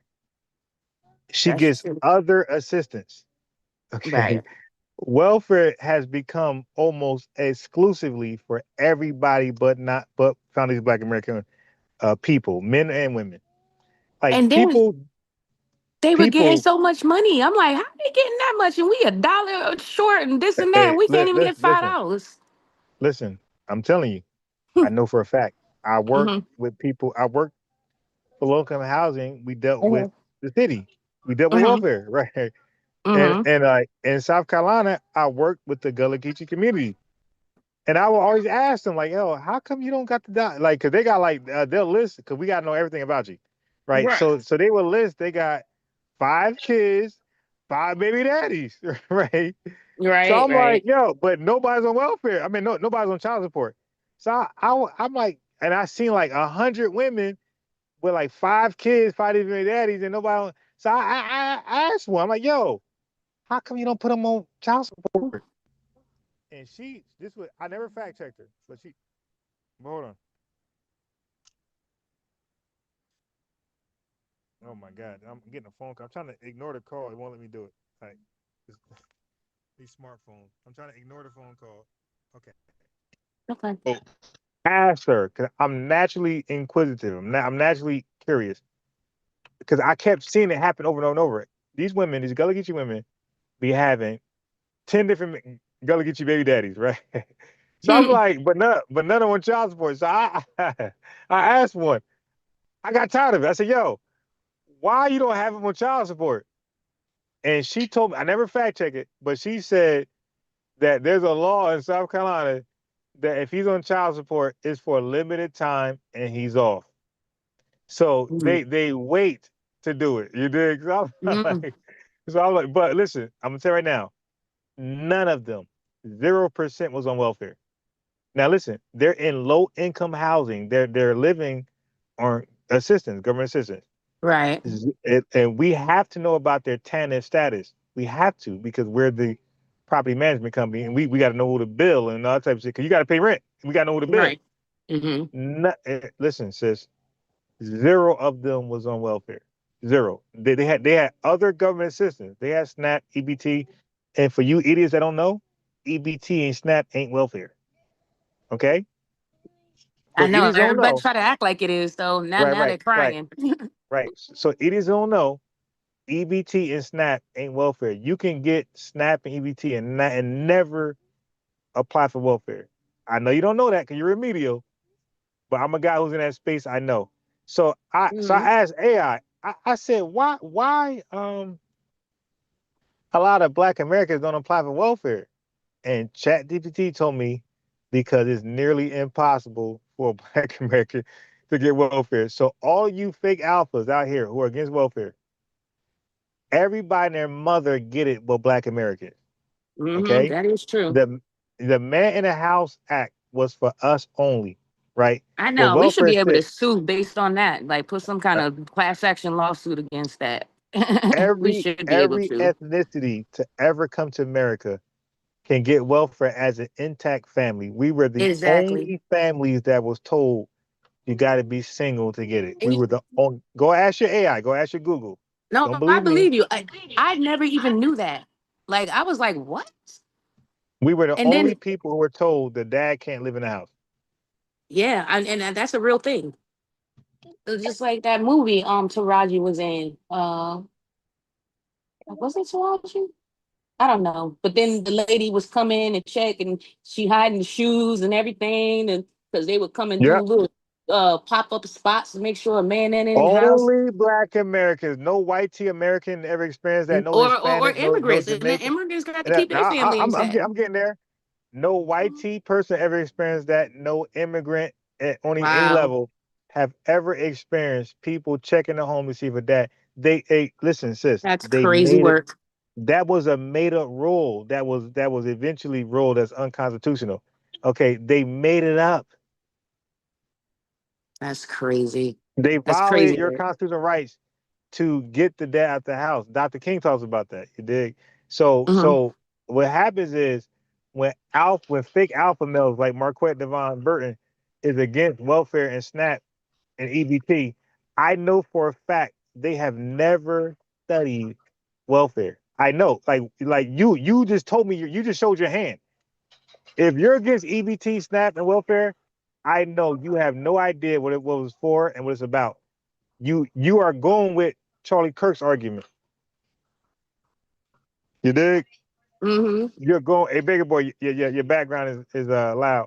Um, for people, yeah, for like, I would challenge anybody on a on right now on the fly. I would challenge anybody who's against welfare, who thinks it's detrimental to the black family. Call in right now, invite yourself up. I will cook you on the fly, just randomly beat you up because I know you never researched it. You're just going with Charlie Kirk arguments and Candace Owens arguments. You never researched this for yourself. This is a red pill approach, and no red pill guy can touch me on anything. Right. Nothing educationally. I'll I embarrass don't every like last how one they of them. lumped all that into one because I never even knew that food stamps and EBT was not considered. What did you say? It wasn't Welfare. considered part of welfare. It's Yeah, not. I thought all that they tried to flatten it like all that's welfare. Nah. Okay, You so know? you got the ADC. The ADC is welfare, right? In the 1950s and 40s. That stands for aid to dependent children. So welfare was Right. only for Right. kids originally, white kids. Yep. And then they upgraded to ADCF, family, right? Where you could be where it's for the mom and dad who take care of the kids. Okay, and then from there, Ronald Reagan made it TANF. And TANF is an acronym stands for, by the way, I'm freestyling, I'm not looking at nothing. No, TANF no. stands for to assist needy families. Okay? Mm-hmm. So TANF is welfare, not so you can get SNAP. Family, Google this. You can get SNAP without ever qualifying for welfare. Welfare can deny you, and you can still qualify for SNAP. Right. And I'm just saying they didn't umbrella it like it's all the same, like as Right. far as like Well, okay. The they you're talking about, that plural proper noun, that possessive proper noun, mhm. that they are Republican conservatives. They started that lie, and a Okay. lot of black alpha men, quote unquote alpha men, took that lie and ran with it without no Mm, research. Okay, right. without no research, they took that lie and ran with it. No Wow. research. Uh-huh. They trusted white tea supremacists. Okay. Okay. Yeah. Yes, you can get SNAP. And by the way, everybody, every immigrant that came here as a refugee, asylee, evacuee, every last one of them got on welfare or SNAP. And you know what? Every I never last knew that one of them. either until now. Like recently with all of this delineation stuff, everything is coming out. Cause I was like, how are they surviving? How they do that? And I know Right.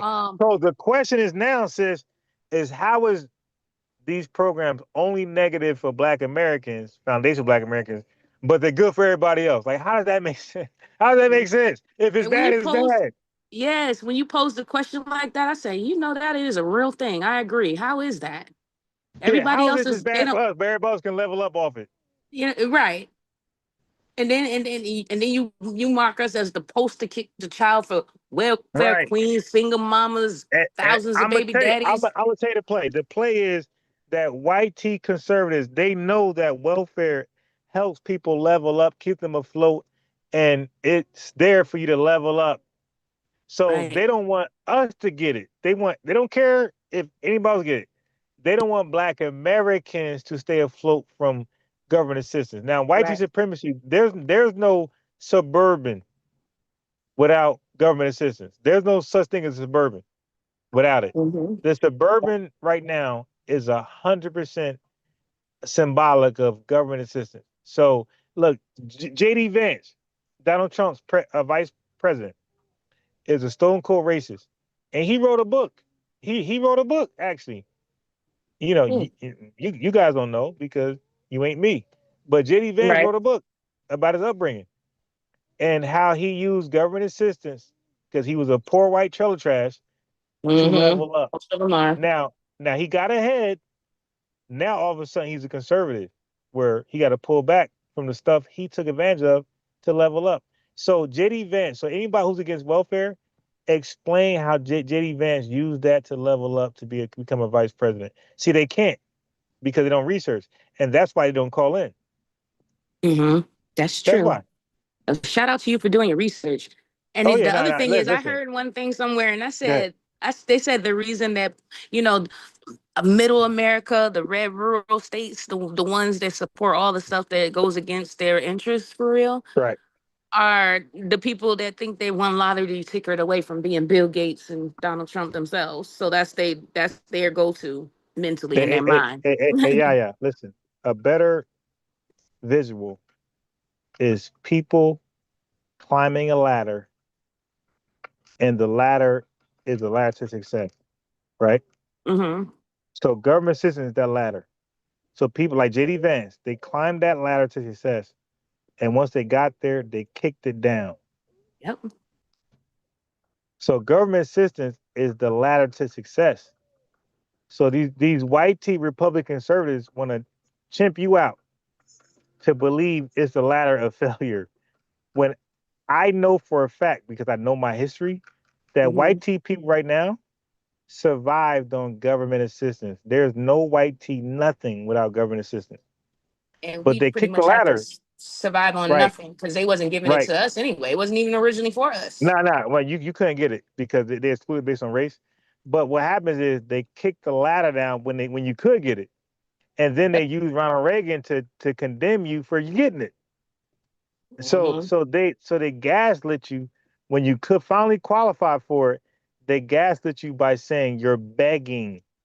Pull up your bootstraps, get it yourself. Right. So they right. So they gaslit you to not want to get it. So you had a Right. It bunch was of shameful for us, but it was okay yep. for them.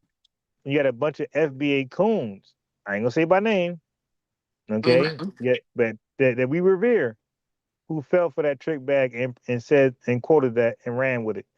Okay, so listen, so just be careful when y'all call in because some people I spare, some people I don't, depending how I feel. Right. If I might be drinking, Mm-hmm. I'm sad again. I said, oh, Okay, okay. yeah, yeah. So now if I'm drinking, you're done. You dig? Right. Because Mhm. I ain't gonna hold back. I'm a cookie. But if I'm sober, I might not. I might give people a pass. So And depending basically, on your mood, you could have a good day or a bad day. so basically, you're rolling the dice when you call in. Yeah, that's true. I I mean, might cook you, I might not. you're not a robot, so that's understandable. Hmm. Yeah. Okay, yeah, because unfortunately, my location, brother, and sometimes TikTok I'm good and YouTube I'm bad. But hey, Beggar Boy, I appreciate that. But right now I'm parked and I'm about to go inside. You dig? So I got to cut the live off anyway.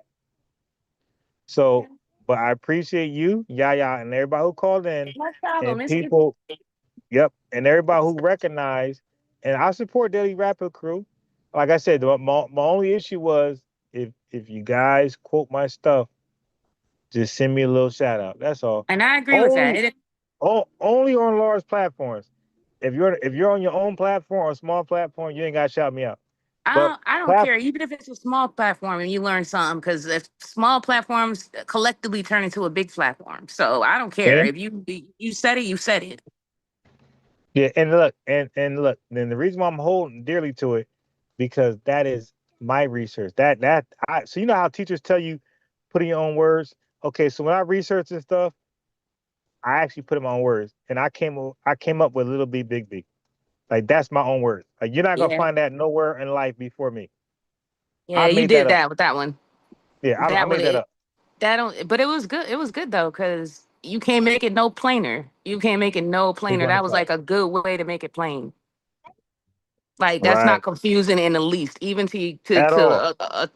to a kindergartner. Like, oh, you know what I mean? Right. You did that one. You did your big one with that one. At all. So I'm gonna close out YouTube and TikTok because I gotta go inside. My son keep, are we going inside?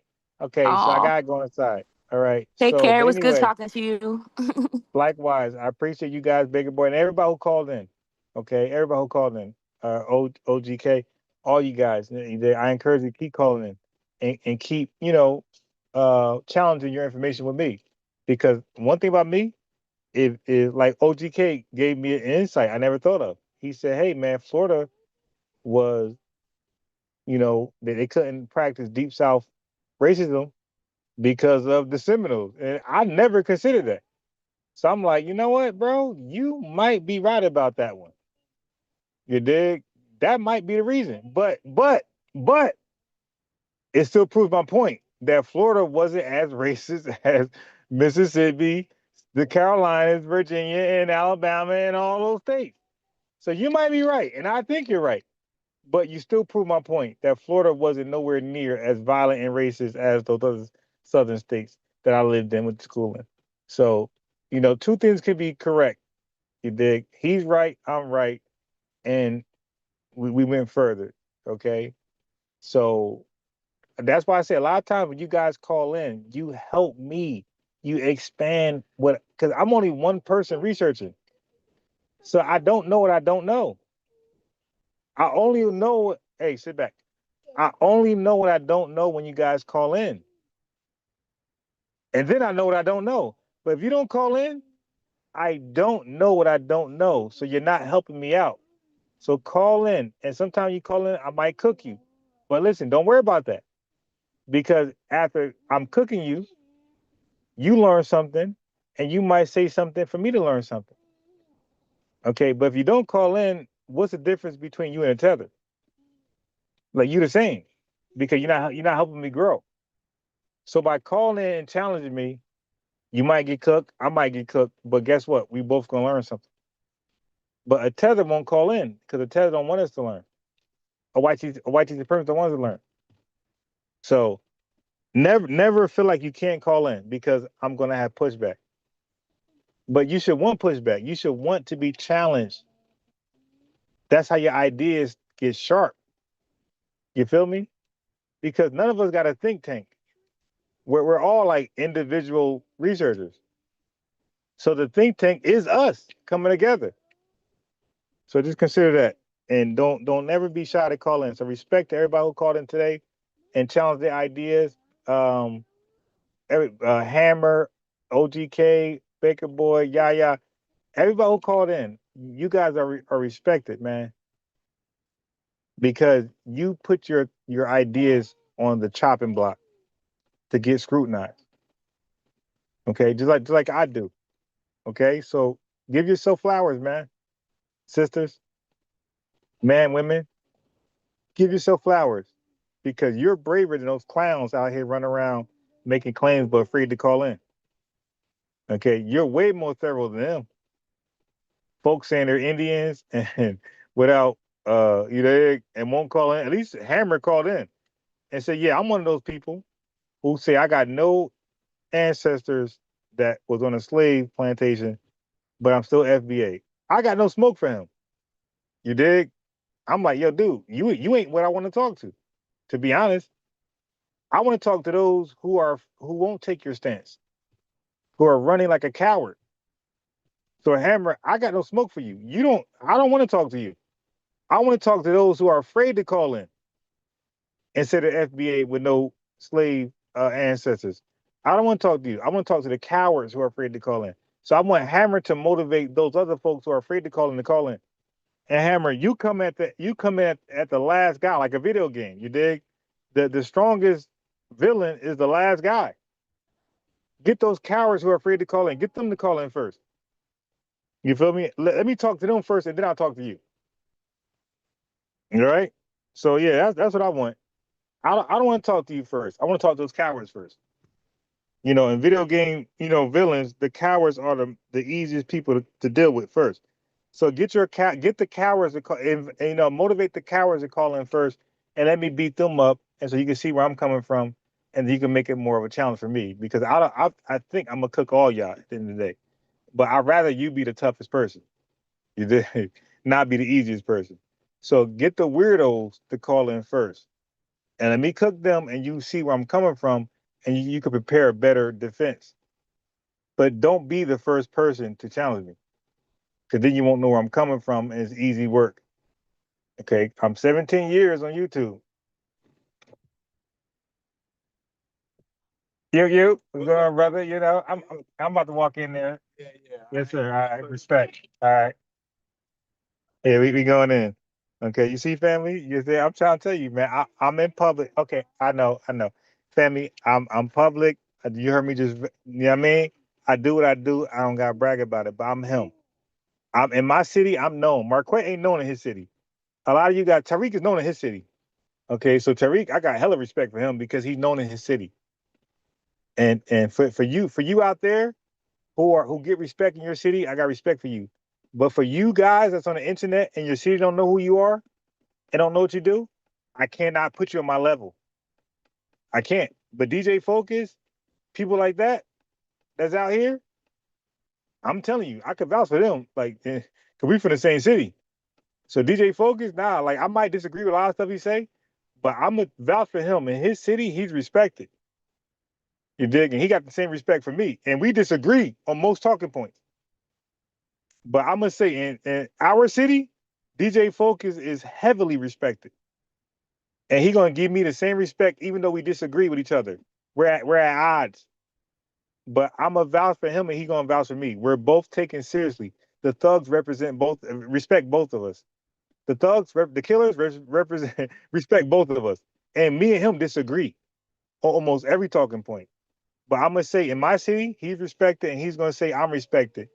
But can the Marquettes, can the Anton Daniels, all these other goofballs who represent FBA spaces, can they get somebody to vouch for that they are respected in their cities regardless of their talking points? And and now look, I gotta leave you guys. But I'm gonna come back live and I'm gonna invite DJ Focus. If DJ Focus ain't busy, if he ain't focused on focus stuff, I'm gonna invite him more and we're gonna talk about our differences and how we are both received by the hood. Marquette can't do that. Tariq can do that. Tariq can do that. He done it. Tariq is bona fide. But a lot of people on these social media platforms are not, even your favorite YouTubers are not, your favorite TikTokers. They're not solidified. Nobody from this city can vouch for them as being thorough and being respected. But I'm gonna invite DJ Focus on if he's free later on, and you're gonna see that we're gonna clash on ideas and we're gonna disagree, but we're gonna both agree that both of us are highly respected in our city, from the politicians to the thugs. Both of us are highly respected, even though me and him disagree on almost every talking point. But we're highly respected in our cities. But your favorite YouTubers, your favorite TikTokers are not, and nobody can vouch for them because they made up a fake history, and you guys support them, but you don't support me and DJ Focus. That's crazy. You guys are ready to be sabotaged and undermined because you support potential agents, but the people who got stamps from their cities, you dig, the residents of their cities, you don't support us. But you support the people with questionable backgrounds that can't be verified. I'm good. I'm out. But I'm live later. I'm gonna get DJ Focus on here. I'm out. You guys are weird. You're ready for infiltration. Prime for that shit. I can't help you guys. You guys are weird. You rely on feelings over facts, not facts over feelings, and that's weird to me. And guess what? Keep getting finagled. The Umars are gonna keep cooking y'all. The 19Zs are gonna keep finessing y'all. The polites.